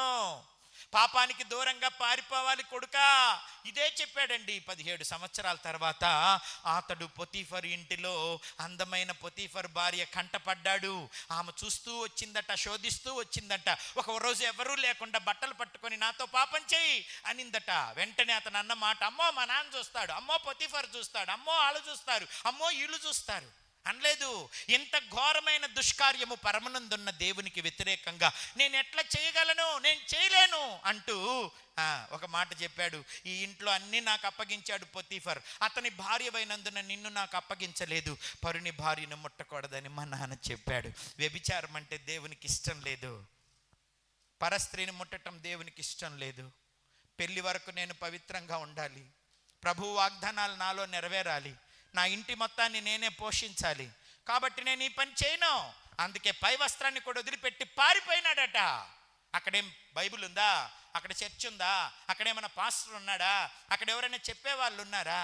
తనను తాను కాపాడుకున్నాడు, ఆత్మవరములతో నింపబడ్డాడు, ఆశా నిగ్రహం కలిగి ఉన్నాడు, పాపాన్ని వదిలిపెట్టి దూరంగా పారిపోయాడు. శిక్ష వచ్చింది, కానీ ఆ శిక్ష కూడా మంచిదే అయ్యింది. చెరసాలకు వెళ్ళడం వలన ఫరో అధికారులు అతనికి పరిచయం అయ్యారు. ఫరోకు కల వచ్చినప్పుడు వెళ్ళి చెప్పి ఫరో తరువాత ఐగుప్తు దేశానికి రాజు అయ్యాడు. 7 సంవత్సరాలు అందరినీ కరువు నుంచి కాపాడాడు. వాళ్ళ నాన్నను కూడా మరణం వరకు కాపాడాడు, పోషించాడు. అందరికీ తానే దిక్కయ్యాడు, పోషకుడయ్యాడు, మేపరయ్యాడు, కాపరయ్యాడు. కారణం ఏంటో తెలుసా? తనను తాను కాపాడుకున్నాడు. మొసళ్ళ నుంచి కాపాడుకున్నాడు, ఆకాశ పక్షుల నుంచి కాపాడుకున్నాడు, తన తలంపుల్ని కాపాడుకున్నాడు, తన శరీరాన్ని కాపాడుకున్నాడు. అందుకు నాన్న బోధ చేశాడు, నాన్న బోధించాడు. అమ్మ నాన్న పిల్లలకు పరిశుద్ధత గురించి బోధించాలి, పాపం గురించి బోధించాలి, పారిపోవటం గురించి బోధించాలి, దేవునికి ఇష్టలుగా ఉండటం గురించి బోధించాలి. అలా బోధిస్తే పిల్లలు ప్రయోజకులు అవుతారు, పిల్లలు పోషకులు అవుతారు. పిల్లల్ని మీరే కాపాడుకోవాలి. పిల్లలకు చెబుతున్నాను, ఎల్లకాలం అమ్మ నాన్న కాపాడరు, మిమ్మల్ని మీరే కాపాడుకోవాలి. పెద్ద అయ్యేదాకా వాళ్ళు కాపాడుతారు, పెద్ద అయిన తర్వాత మిమ్మల్ని మీరు కాపాడుకోవాలి. కారణం, కుటుంబంలో నువ్వు ఒక భాగం, కుటుంబానికి నీవే ఆధారం, రేపొద్దున భవిష్యత్తుకు నువ్వే వారికి. అందుకని నిన్ను నువ్వు కాపాడుకోవాలి. మోషే పెద్దవాడైనప్పుడు తనను తాను కాపాడుకున్నాడు. హెబ్రీలకు రాసిన పత్రిక చూడండి. చిన్నప్పుడేమో వాళ్ళ అమ్మ నాన్న కాపాడినారు, అతడు పెద్దవాడైనప్పుడు తనను తాను కాపాడుకున్నాడు. హెబ్రీ 11వ అధ్యాయము 23వ వచనం. మోషే పుట్టినప్పుడు అతని తల్లిదండ్రులు ఆ శిశువు సుందరుడై ఉండుట చూచి విశ్వాసమును బట్టి రాజాజ్ఞకు భయపడక 3 మాసములు అతన్ని దాచిపెట్టిరి. ఇది అమ్మ నాన్న బాధ్యత.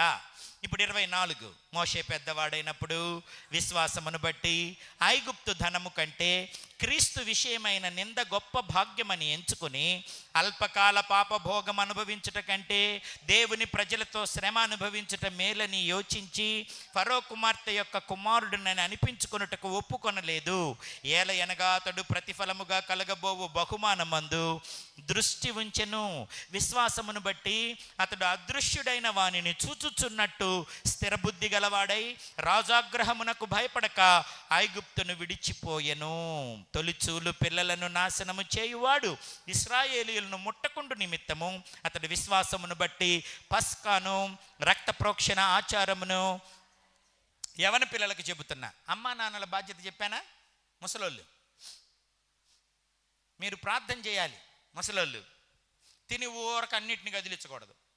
కొంతమంది ముసలోళ్ళు ఒక ముద్ద తిని మెదలకుండా ఉండరు, అన్నిట్లో ఏలు పెడుతుంటారు. మిమ్మల్ని సలహా అడిగితే ఇవ్వండి, లేకపోతే ఊరుకోండి. మరి ఏం చేయమంటావయ్యా?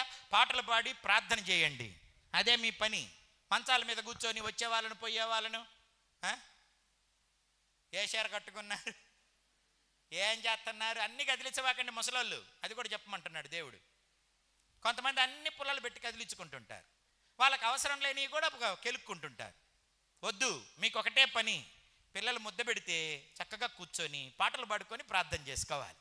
నా కొడుకును, నా కూతురును, నా మనవళ్ళను, నా అల్లుళ్ళను అందరినీ దీవించయ్యా, రక్షించయ్యా అని ప్రార్థన చేసుకొని ఇక పాట పాడుకోవటమే. మా నాయనమ్మ కూడా అట్ట పాటలు పాడుతూ ఉండేది, మా అమ్మమ్మ కూడా పాటలు పాడుతూ ఉండేది. ఆ పాటలన్నీ నేను నేర్చుకున్నాను. ఎప్పుడు పాటలు పాడి ప్రార్థన చేస్తూ ఉండేవారు. ఆ ప్రార్థన మమ్మల్ని ఇలా ఆశీర్వదించింది. ఏం పని లేని ముసలోళ్ళు కూర్చొని చక్కగా ప్రార్థన చేసుకోండి. తల్లిదండ్రులు మీరిద్దరు ప్రభు సన్నిధికి వచ్చి మీ పిల్లల్ని 17 సంవత్సరాలు జాగ్రత్తగా పెంచాలి. ఇప్పుడు పిల్లల దగ్గరికి వద్దాం. కుటుంబంలో లాస్ట్ భాగం కదా మీరు. మీరేం చేయాలా? మూడింటికి దూరంగా ఉండాలి. ఏమిటది? లోకంలో ఉన్నదంతయు శరీరాశ, నేత్రాశ, జీవపు డంభం. అర్థమవుతుందా? ఐగుప్తు ధనమును ఆశించలేదు, నేత్రాశను జయించాడు మోషే. అల్పకాల పాపభోగాన్ని ఆశించలేదు, శరీర సుఖాన్ని ఆశించలేదు. అట్టగని పెళ్లి లేదా? చక్కగా ఫరో కుమార్తెను పెళ్లి చేసుకున్నాడు. ఆశనతను 2 పిల్లలు. ఆ పిల్లలను అందరికంటే దేవుడు ఆశీర్వదించాడు. అయితే పరస్త్రీలను ముట్టలేదు, యవన కాలాన్ని పాడు చేసుకోలేదు, జారత్వంతో తన యవన ప్రేమను, యవన కాలాన్ని, యవన శరీరాన్ని పాడు చేయలేదు. ఆడపిల్లలు కానీ మగపిల్లలు కానీ మీరెంత అందగాళ్ళైనా మీ దేహాన్ని పాడు చేసుకోకూడదు. ముసలలాగా ఎంటబడతారు, ఆకాశ పక్షుల్లాగా ఎగురుకుంటూ వస్తారు, మీ పుట్టి ముంచటానికి చూస్తారు, నీ బతుకు ముంచటానికి చూస్తారు. అవకాశం ఇవ్వకూడదు. నిన్ను నువ్వే కాపాడుకోవాలి. అందంగా ఉన్న పిల్లలు మరి జాగ్రత్తగా కాపాడుకోవాలి. అమ్మా నాన్న దగ్గర ఎల్లకాలం ఉండరు. మీరు 10వ తరగతి దాకా ఇంటి దగ్గర చదువుతారు. ఇంటర్మీడియట్కో, డిగ్రీకో, పీజీకో బయటికి పోవాలా, ఇంజనీరింగ్, మెడిసిన్ బయటికి పోవాలా, ఉద్యోగానికి బయటికి పోవాలా. ఇంట్లో కూర్చొని ఉద్యోగాలు చేయడు కదా. అప్పుడు ఎవరు కాపాడుతారు? పాస్టర్ గారా, మీ అమ్మా నాన్న, నేనా, టీచర్లా? మిమ్మల్ని మీరే కాపాడుకోవాలి. పెద్దవాడైనప్పుడు మోషే తన్ను తాను కాపాడుకున్నాడు. దేని నుంచి? నేత్రాశ నుంచి. దేని నుంచి? అల్పకాల పాపభోగం అనుభవించాలనే శరీరాశ నుంచి. మూడోది జీవపు డంభం, ఫరో కుమార్తె యొక్క కుమారుడును అనిపించుకోవాలి అనే దాన్ని కూడా జయించాడు. మరి వీటన్నిటికీ బదులుగా ఏమి కోరుకున్నాడు? దేవుని పిల్లలతో శ్రమ అనుభవించటం నాకు మేలు. ఆ శ్రమలోనే సిరులున్నాయి, ఆ శ్రమలోనే దీవెన ఉంది, ఆశీర్వాదం ఉంది. మేలు చేసి దెబ్బలు తిన్నా పర్వాలేదు, పాపం చేసి సుఖం అనుభవించకూడదు అని కాపాడుకున్నాడు. ఏమన్నా చెల్లెళ్ళు, తమ్ముళ్ళు పెళ్లి కాని వాళ్ళు ఒకసారి చేతులు ఎత్తండి. ఇక్కడ పెళ్లి కానీ ఆడపిల్లలు, మగపిల్లలు ఏందమ్మా ఏడే పెట్టారు? కొంచెం పైకి ఎత్తండి. ఎత్తమ్మై, పెద్దవాళ్ళలో కనపడతలేదు నువ్వు నాకు.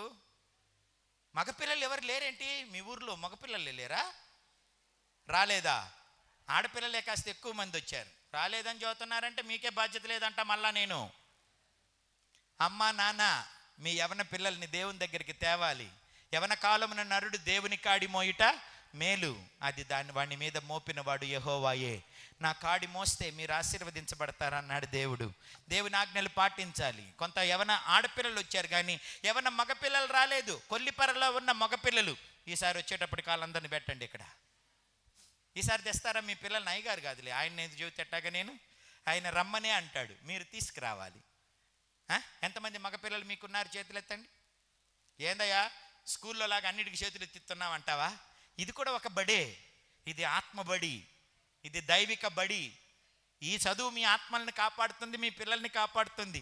ఆ చదువు సంగతి ఏమో నాకు తెలియదు. కానీ మగపిల్లలు ఉన్న వాళ్ళందరూ, పెళ్ళి కాని పిల్లలు చేతులు ఎత్తండి. వాళ్ళందరినీ మందిరానికి తెండమ్మా, మీ దండం పెడతా. లేకపోతే వాళ్ళు సాతానుకు గురైపోతారమ్మా, రౌడీలు పాలైపోతారమ్మా, వ్యభిచారులు అవుతారమ్మా, తాగుబోతులు అవుతారు, జోతగాళ్ళు అవుతారు, మత్తు పదార్థాలకు బానిసలు అవుతారు. మీ కళ్ళ ముందు మీ పిల్లలు పాడైపోతారమ్మా. దేవుని దగ్గరికి తెండి వాళ్ళ మనస్సును, వాళ్ళ శరీరాన్ని దేవుడు కాపాడుతాడు. చిన్నప్పటి నుంచే వాళ్ళని దేవుని దగ్గరికి తీసుకురావాలి. ఆడపిల్లలైనా మగపిల్లలైనా, నీ పిల్లలే నీకు బంగారం, నీ పిల్లలే నీ భవిష్యత్తు, నీ పిల్లలే నీ అతిశయం. వాళ్ళని సాతానికి అప్పగించబాకండి. వాళ్ళని దేవుని మందిరానికి తెండి తప్పకుండా. ఇంత మంచి మందిరం, పైన అంతా బాల్కనీ, చాలా ఖాళీ ఉందమ్మా దేవుని మందిరంలో. వాళ్ళు సాతాను చేతిలో పడకుండా ఉండటానికి, వాళ్ళ భవిష్యత్తు పాడవకుండా ఉండటానికి వాళ్ళని దేవుని మందిరానికి తేవాలి. మనల్ని పాడు చేసేది మన పాపమే, మన శరీరాశే, మన నేత్రాశే, మన జీవపు డంబమే. అవి దుష్టుని వలన కలిగినాయి. అవి సాతాను బంధకాలు. అందులో బంధించబడితే పిల్లల బంగారు భవిష్యత్తు పాడైపోతుంది. అందుకే ఆ ఉచ్చుల నుంచి విడిపించేవాడు దేవుడు గనక దేవుని దగ్గరికి వాళ్ళను తీసుకురావాలి. మోషే తను తాను కాపాడుకున్నాడు. ఏం చేశాడట?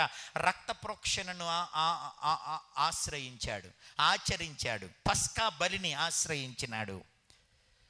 తొలిచూలు పిల్లలందరినీ మరణదూత సంహరిస్తూ ఉంటే, మరణదూత ప్రవేశించకుండా గొర్రెపిల్ల, నిర్దోషమైన గొర్రెపిల్ల, పస్కా బలి పశువు రక్తాల్లోనికి వాళ్ళు వచ్చేటట్టు చేశాడు. బయట ఉంటే చచ్చిపోతారు. నీ గడప కమ్ములకు గొర్రెపిల్ల రక్తాన్ని పూసి పిల్లలందరినీ లోపల పెట్టి తలుపేయండి. మరణదూత సంచరిస్తాడు. బయట ఉంటే చస్తారు, లోపలుంటే బతుకుతారు. ఈ రక్తాన్ని దాటి మరణదూత లోపలికి రాలేడు అని చెబితే, పిల్లలందరినీ ఇంట్లో పెట్టి తలుపేసి ఆ గడప కమ్ములకు గొర్రెపిల్ల రక్తాన్ని పూసి పిల్లలందరినీ కాపాడాడు మోషే. చప్పట్లు కొట్టి దేవునికి స్తోత్రం చెప్పాలి. తన్ను తాను కాపాడుకున్నాడు. నువ్వు నిన్ను కాపాడుకోవాలి, నీ పిల్లలను కూడా కాపాడుకోవాలి. అందుకు మీరు నిర్దోషమైన గొర్రెపిల్ల రక్త ప్రోక్షణలోనికి రావాలి. దేవుడిచ్చే బహుమానం మీరు పొందుకోవాలి. మీరు చక్కగా పిల్లల్ని పెంచితే దేవుడు పరలోకంలో మీకు శభాష్, మంచి తల్లివి, మంచి తండ్రివి, నీ బాధ్యత చక్కగా నెరవేర్చావని నీకు బహుమానం ఇస్తాడు. జయించే వారికి జీవ వృక్ష ఫలాలు ఇస్తాడు, జీవ కిరీటం ఇస్తాడు, తెల్లని వస్త్రాలు ఇస్తాడు, కొత్త పేరు పెడతాడు, జీవ జలం ఇస్తాడు, ఆయన సింహాసనంలో స్థానం ఇస్తాడట. అందరికీ, జయించే వారికి. నీ పిల్లల్ని పెంచుకో, నిన్ను నువ్వు కాపాడుకో, నీ పిల్లల్ని కూడా కాపాడుకో.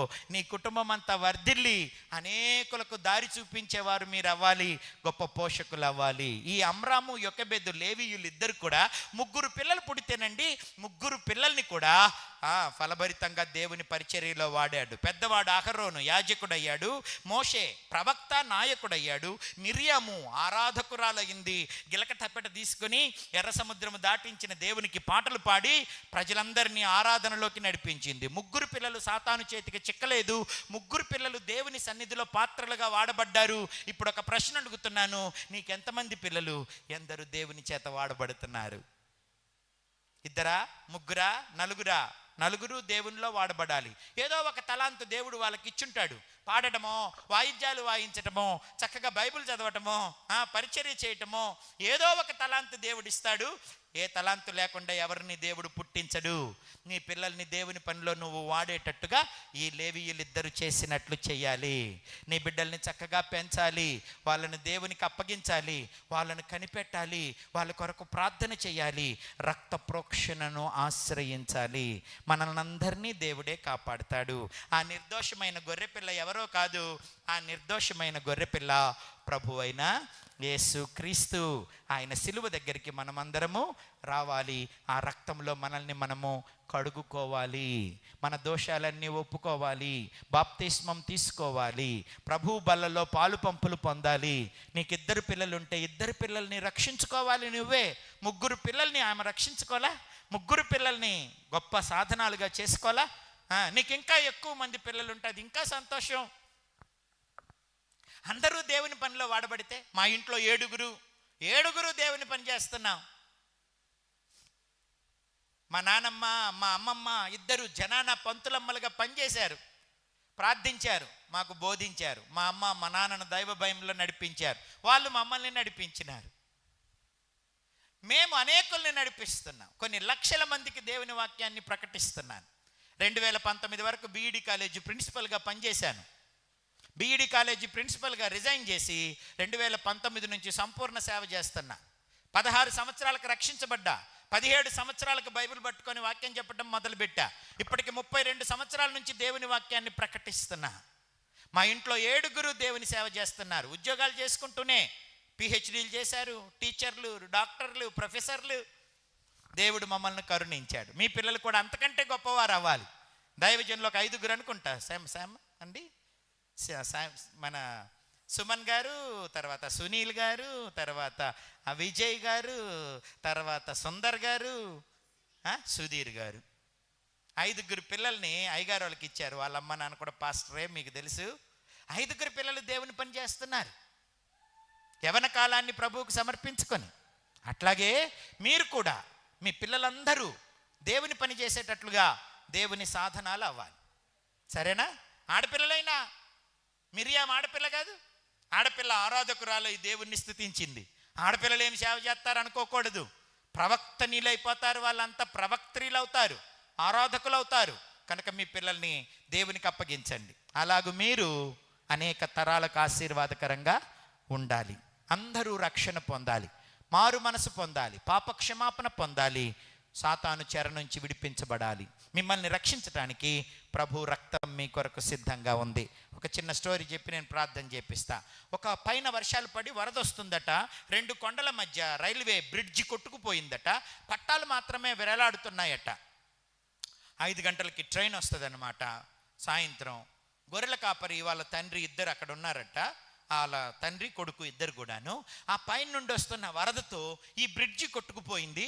ఇప్పుడు వేల మందితో ఉన్న ట్రైన్ వచ్చేస్తుంది అనమాట. అది చూడగానే వాళ్ళను ఈ ప్రమాదం నుంచి కాపాడాలని తండ్రి భావించాడట. వెంటనే కొడుకుతో చెప్పాడంట, కొడుక వాళ్ళని ఎట్టాగైనా మనల్ని కాపాడాలరా, పెద్ద ప్రమాదం ఉంది, మనం గనక చెప్పకపోతే వాళ్ళు చందులో పడిపోతారు, ఎన్ని కుటుంబాలు దిక్కులేనివైపోతాయో, అందుకని మనం కాపాడుదాం రా అని అంటే, అప్పుడు ఆ కొడుకు అన్నాడట, ఏం చేసి కాపాడుతాం నాన్న, వాళ్ళలో చాలా స్పీడ్గా వస్తాడు, ఆపమన్నా ఆపడు, ఎట్లా కాపాడదాం అని అంటే, మన దగ్గర గొర్రెపిల్ల ఉంది కదా, ఓ గొర్రెపిల్లని కట్ చేసి నీ చొక్కా విప్పితే ఆ రక్తంలో ముంచి ఎర్రగుడ్డ చూపిస్తే ట్రైన్ ఆగిద్దంటారా, అందుకని ట్రైన్ ఆపుతానరా అన్నాడట. ఆపితే సరే, ఆపకుండా గొర్రెలు కాసుకుంటే వీళ్ళకేం తెలుసులే అని ఆ ఎర్ర చొక్కా చూసి కూడా వచ్చేసేస్తే ఏం చేయటం నాన్న అన్నాడట. అది కూడా పాయింటేరా. అందుకని నేను 3 కిలోమీటర్ల ముందుకెళ్ళి ఎర్రగొడ్డ చూపిస్తా, ఆగితే సరే, ఆగకపోతే 1 కిలోమీటర్ దూరంలో నువ్వు పట్టాల మీదకి వెళ్ళి అడ్డంగా నిలబడి ప్రమాదం ఉంది ఆపండి, ప్రమాదం ఉంది ఆపండి అని కేకవేయి అన్నాడట. అప్పుడు వీడన్నాడట, వాడు ఆపకుండా నన్ను గుద్దితే? అప్పుడు వీళ్ళ నాన్న అన్నాడట, చచ్చిపో అన్నాడట. చచ్చిపోవాలా, నేను ఒక్క కొడుకున్నానా? అప్పుడు ఆయన అన్నాడట, నువ్వు ఒక్కడివి చచ్చిపోతే ట్రైన్లో ఉన్న వేల మంది బతుకుతారు నాన్న. అయితే నేనంటే నీకు ఇష్టం లేదా? నువ్వంటే నాకు ఇష్టమే, కానీ వాళ్ళందరినీ కూడా బ్రతికిస్తే కొన్ని వేల కుటుంబాలు నిలబడతాయిరా, ఆ ప్రమాదంలో పడకుండా నువ్వు అడ్డం నిలబడు నాన్న అన్నాడట. నాన్న నిజంగా నువ్వు ఇదే ఫైనల్ డెసిషనా అన్నాడట. ఆయన అవును ఇదే ఫైనల్ డెసిషన్ అన్నాడట. వెంటనే వాళ్ళ నాన్న గొర్రె పట్టుకున్నాడు, టైం లేదు, కూత వేస్తుంది, టకటక దాని మెడను కోసి రక్తంలో ముంచి వీడిని చొక్కా కర్రకు తగిలించుకొని పరిగెత్తుకుంటూ వెళ్తుంటే వాళ్ళ కొడుకు ఆపాడట. ఒక్కసారి ముద్దు పెట్టిపోనానా నాకు అన్నాడట. ఎందుకురా, ఒకవేళ ఆ ట్రైనోడు నన్ను గుద్దితే నేను చచ్చిపోతే మరలా నిన్ను ముద్దు పెట్టుకోలేనుగా నాన్న, చివరిసారిగా నువ్వంటే నాకు చాలా ఇష్టం, నేనంటే కూడా నీకు ఇష్టమే, కానీ వాళ్ళ అల్లరి కోసమో నన్ను చచ్చిపోమంటున్నావు, నీ ఇష్టమైతే నేను చచ్చిపోతానులే, కానీ నా చివరి కోరిక ఒక ముద్దు పెట్టు అన్నాడట. వాళ్ళ నాన్న వచ్చి ముద్దు పెట్టాడట. వెంటనే వాడు వాళ్ళ నాన్న ముఖం పట్టుకొని ఓ ముఖమంతా ముద్దులు పెట్టేస్తుంటే, టైం అయిపోతుందిరా, ట్రైన్ వస్తుందిరా, నన్ను వదిలేయని లాక్కొని వాళ్ళ నాన్న ముందుకెళ్ళాడట. 3 కిలోమీటర్ల దగ్గర నిలవబడి రక్తంలో ముంచిన తెల్ల చొక్కా చూపిస్తూ ఆగండి ఆగండి ఆగండి ఆపండి అంటుంటే, ఏ తిక్కలాడా పక్కకు పోరా అన్నారట. ముందున్న ప్రమాదం వాడికి తెలియదు గనక ఆడు స్పీడ్గా వచ్చేస్తుంటే వాళ్ళ నాన్న చెప్పాడంట, కొడుకా నువ్వన్నట్టుగానే ఎర్రగుడ్డ పని చేయలేదురా, పట్టాల మీదకి ఎక్కురా, పట్టాల మీదకి ఎక్కురా అన్నాడట. ఆడొక్క నిమిషం కూడా ఆలోచించకుండా వెళ్ళి పట్టాల మీద నిలవబడ్డాడట. పట్టాల మీద నిలవబడి ఆపండి ప్రమాదం ఉంది, ఆపండి ప్రమాదం ఉంది అని అంటుంటే ఆ డ్రైవరు వీడు వెర్రోడు పిచ్చోడు అనుకొని, రే గుద్దితే మొక్కలైపోతావు, జరుగు జరుగు అన్నాడట. ట్రైన్ స్పీడ్గా వచ్చేస్తుంది. వీడు లాస్ట్ మినిట్లో పక్కకు దూకినా కూడా బతికుండేవాడు. కానీ వాళ్ళ నాన్న చావు కానీ వాళ్ళని కాపాడాలన్నాడని వాళ్ళ నాన్న మాట శిరసా వహిస్తూ 2 చేతులు అలాగే పెట్టి ప్రమాదం ఉంది ఆపండి అన్నాడట. ఈలోపు వచ్చి గుద్దడం అంతే, ఆడు ముక్కలైపోయి ఆడ పడిపోయాడు. ఇక్కడ బ్రేక్ దొక్కితే కరెక్ట్గా అంచు దగ్గరికి వెళ్ళి ఆగిందంట ట్రైన్. 1 కిలోమీటర్ ఇంత కుదుపుతో ఆగగానే ట్రైన్లో వాళ్ళందరూ గబగబా దిగారట. పరిగెత్తుకుంటూ వచ్చి చూస్తే పెద్ద ప్రవాహం, పడితే ఒక్కడు అడ్రస్ ఉండడు. ఇట్లాగా ఆపినందుకు అందరూ డ్రైవర్ని మెచ్చుకుంటూ భుజాల మీదకి ఎత్తుకొని, ఎంత గొప్ప డ్రైవర్వి, నీకెంత దూరదృష్టి, మా కుటుంబాలన్నీ నిలబెట్టావు, మా ప్రాణాలు కాపాడావు అంటూ ఆయన్ని భుజాల మీదకి ఎత్తుకొని మోస్తుంటే ఆ డ్రైవర్ దిక్కులు పెక్కటిల్లేలా అరిచాడట, ఆగండ్రా, ప్రమాదం సంగతి నాకు తెలియదురా, నేను మీలాంటోనేరా, వచ్చుంటే అందరం చచ్చిపోయి ఉండేవాళ్ళం, కానీ మిమ్మల్ని నన్ను అందరినీ కాపాడిన పిల్లోడు ఒకడున్నాడు, ఆ పిల్లోడిని త్యాగం చేసిన తండ్రి ఒకడున్నాడు, పదండి వెనక్కి వెళ్దామని చెప్పి కిలోమీటర్ వెనక్కి పరిగెత్తుకుంటూ వచ్చాడంట తండ్రి. ఆయనతో పాటు ఆ డ్రైవర్తో పాటు వీళ్ళందరూ వచ్చారు. అటు 3 కిలోమీటర్ల నుంచి తండ్రి వచ్చాడు, ఇక్కడ నుంచి వీళ్ళు వెళ్ళారు. వెళ్ళి ముక్కలైపోయిన ఆ పిల్లాడిని తండ్రి చేతుల్లోకి తీసుకొని, కొడుకా నీదెంత త్యాగం రా, నీదెంత పెద్ద మనసురా, ఇంతమందిని కాపాడినావురా కొడుకా, కొడుకా నీలాంటి కొడుకు ఒక్కడుంటే చాలరా అని ఏడుస్తూ ఉంటే వీళ్ళందరూ వచ్చారట. నీకెంతమంది కొడుకులు? నాకు ఒక్కడే కొడుకు. అట్లాంటి కొడుకుని ఎందుకు బలర్పించావు? మీ అందరి తండ్రులు పిల్లలు అందరూ బాగుండాలని నా కొడుకును ఒక్కడనే అప్పగించాను బాబు. ఎర్రగొడ్డ చూపితే ఆగుతారు అనుకున్నాను బాబు, ఆగలేదు. అందుకే ఎర్రగొడ్డతో పని అవ్వలేదని నా కొడుకుని అప్పగించాను బాబు. మీరందరూ బతికారుగా, చాలే బాబు, నా కొడుకు చచ్చిపోయినా పర్వాలేదు బాబు అంటుంటే వాళ్ళందరూ వచ్చి ఆ తండ్రి కాళ్ళు పట్టుకొని ఆ కొడుకును పట్టుకొని ఆడి రక్తం తీసి తలకు రాసుకుంటూ, ఒక్కగానొక్క కొడుకును మా కొరకు ఇచ్చేసావా, ఇంత అందమైన పిల్లోడిని, ఇంత మంచోడిని మా కొరకు ఇచ్చేసావా, మమ్మల్ని మా కుటుంబాలని నిలవబెట్టడానికేనా, జీవితకాలం నీకు కృతజ్ఞత కలిగి ఉంటాం అంటూ వాళ్ళ నాన్నకు దండం పెట్టారట. ఈ సర్వలోకాన్ని రక్షించటానికి తండ్రి అయిన దేవుడు తన ఒక్కగానొక్క కుమారుడైన యేసుక్రీస్తుని లోకానికి పంపించాడు. తండ్రిని ప్రేమించి ఆయన మనల్ని ప్రేమించి మన కొరకు తన ప్రాణాన్ని అర్పించినాడు. మన ఆత్మలన్నీ నిత్య నరకానికి వెళ్లకుండా రానయ్యున్న ప్రమాదం నుంచి కాపాడటానికి మనల్ని అందరినీ కరుణించినాడు. మన తలతో చేసిన తలంపులకు తన తలలో ముళ్ళ కిరీటం ధరించినాడు. కళ్ళకు గంతలు కట్టించుకున్నాడు. మన అబద్ధాలు పోకిరి మాటలకు తన పెదాలు పగలగొట్టించుకున్నాడు. మన సిగ్గుమాలిన పనులకు తన ముఖం మీద ఉమ్ములు ఊహించుకున్నాడు. చేతుల్లో 8 అంగుళాల శీలలు, కాళ్ళల్లో 12 అంగుళాల చీలలు, 18 ఇనప కొక్కాలున్న కొరడా తీసుకొని 39 సార్లు లాగుతూ ఉంటే ఒంటి మీద ఆయన చర్మము కండలు ఊడిపోయి లోపలున్న పక్కటెముకలు కనపడ్డాయి. పచ్చిమాను కింద 14 సార్లు పడిపోయినాడు. కలువరి కొండ మీద 3 శీలలకు వేలాడుతూ దాహమని అడిగితే గుక్కెడు నీళ్లు కూడా ఇవ్వకుండా చేదు చిరకను ఆయనకి ఇచ్చినారు. ఆయన చేదు చిరకను తాగుతూ మండు టెండలో శీలలలో వేలాడుతూ, వీళ్ళేం చేస్తున్నారో వీళ్ళకి తెలియదు, వీళ్ళను క్షమించమన్నాడు. మన పాపముల వలన మనం నరకానికి వెళ్లకుండా మనల్ని రక్షించటానికి తన పరిశుద్ధ రక్తాన్ని చిందించాడు. యేసయ్య సిలువను, ఆయన రక్తాన్ని నువ్వు ఆశ్రయించకపోతే పాపము మరణ దూత నిన్ను నీ కుటుంబాన్ని పాడు చేస్తుంది. కనుక పిల్లలు, యవనస్తులు, పెద్దలు అందరూ పాప క్షమాపణ పొంది మారు మనసు పొంది బాప్తిస్మం తీసుకొని బల్లను చేరి మీ ఆత్మలను రక్షించుకోండి. మిమ్మల్ని రక్షించడానికే యేసు సిలువలో మరణించాడు.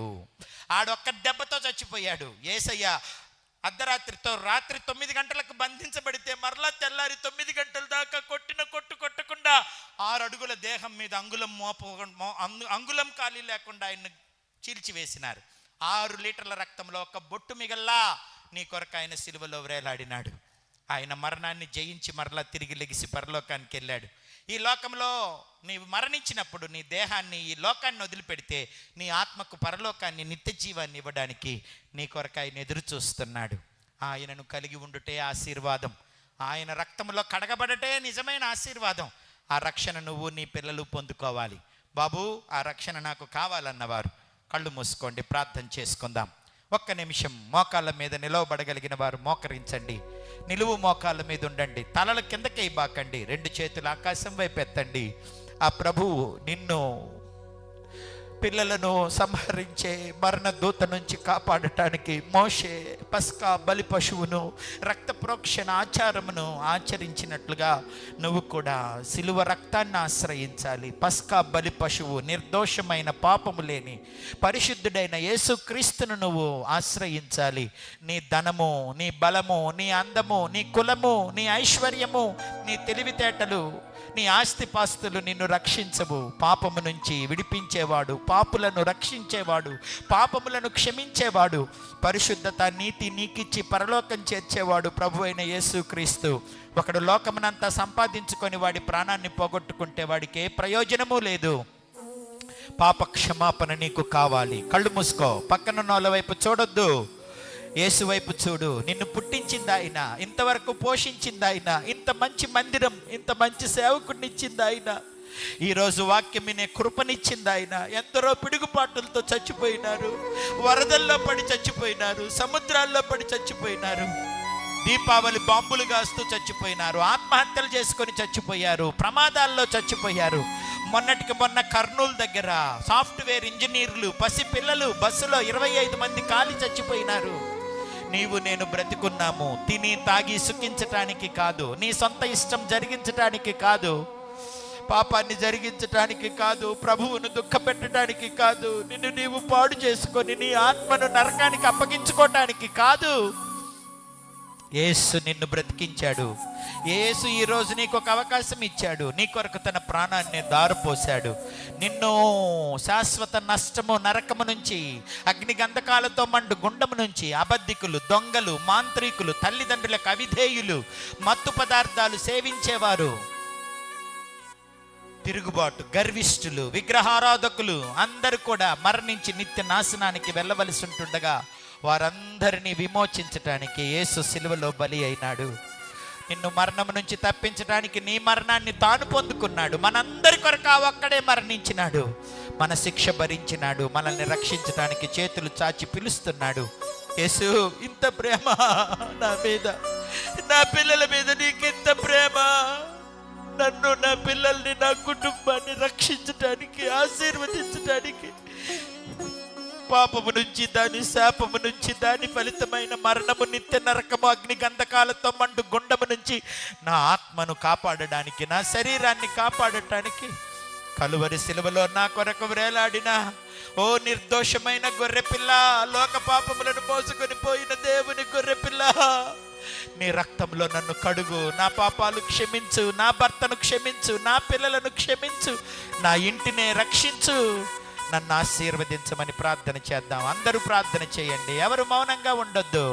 ముసళ్ళకు అప్పగించొద్దు మీ పిల్లలని, ఆకాశ పక్షులకు అప్పగించొద్దు మీ పిల్లల్ని, నైలు నది నీళ్ళకు అప్పగించొద్దు నీ పిల్లల్ని, సినిమాలకి, షికార్లకి, దుష్ట స్నేహితులకి, దురలవాట్లకి అప్పగించొద్దు నీ పిల్లల్ని. భద్రం చేసుకో, కాపాడుకో, నిన్ను కాపాడుకో, నీ పిల్లల్ని కాపాడుకో. దేవుడు నీ కుటుంబాన్ని ఆశీర్వదిస్తాడు. ఎవరు మౌనంగా ఉండొద్దు, ఎవరు అటు ఇటు తిరగొద్దు. కళ్ళు మూసుకొని 2 చేతులు పైకెత్తి ప్రార్థన చేయి. నీ కన్నిటిని దేవుడు చూస్తాడు, నీ విరిగి నలిగిన హృదయాన్ని దేవుడు చూస్తాడు. నువ్వు ఏ పేరెత్తి ఏ బిడ్డ కోసం ప్రార్థన చేస్తున్నావో ఆ బిడ్డను దేవుడు రక్షిస్తాడు. మిమ్మల్ని మీరే రక్షించుకోవాలి, మిమ్మల్ని మీరే కాపాడుకోవాలి. ప్రార్థన చేయండి, ప్రార్థన చేద్దాం.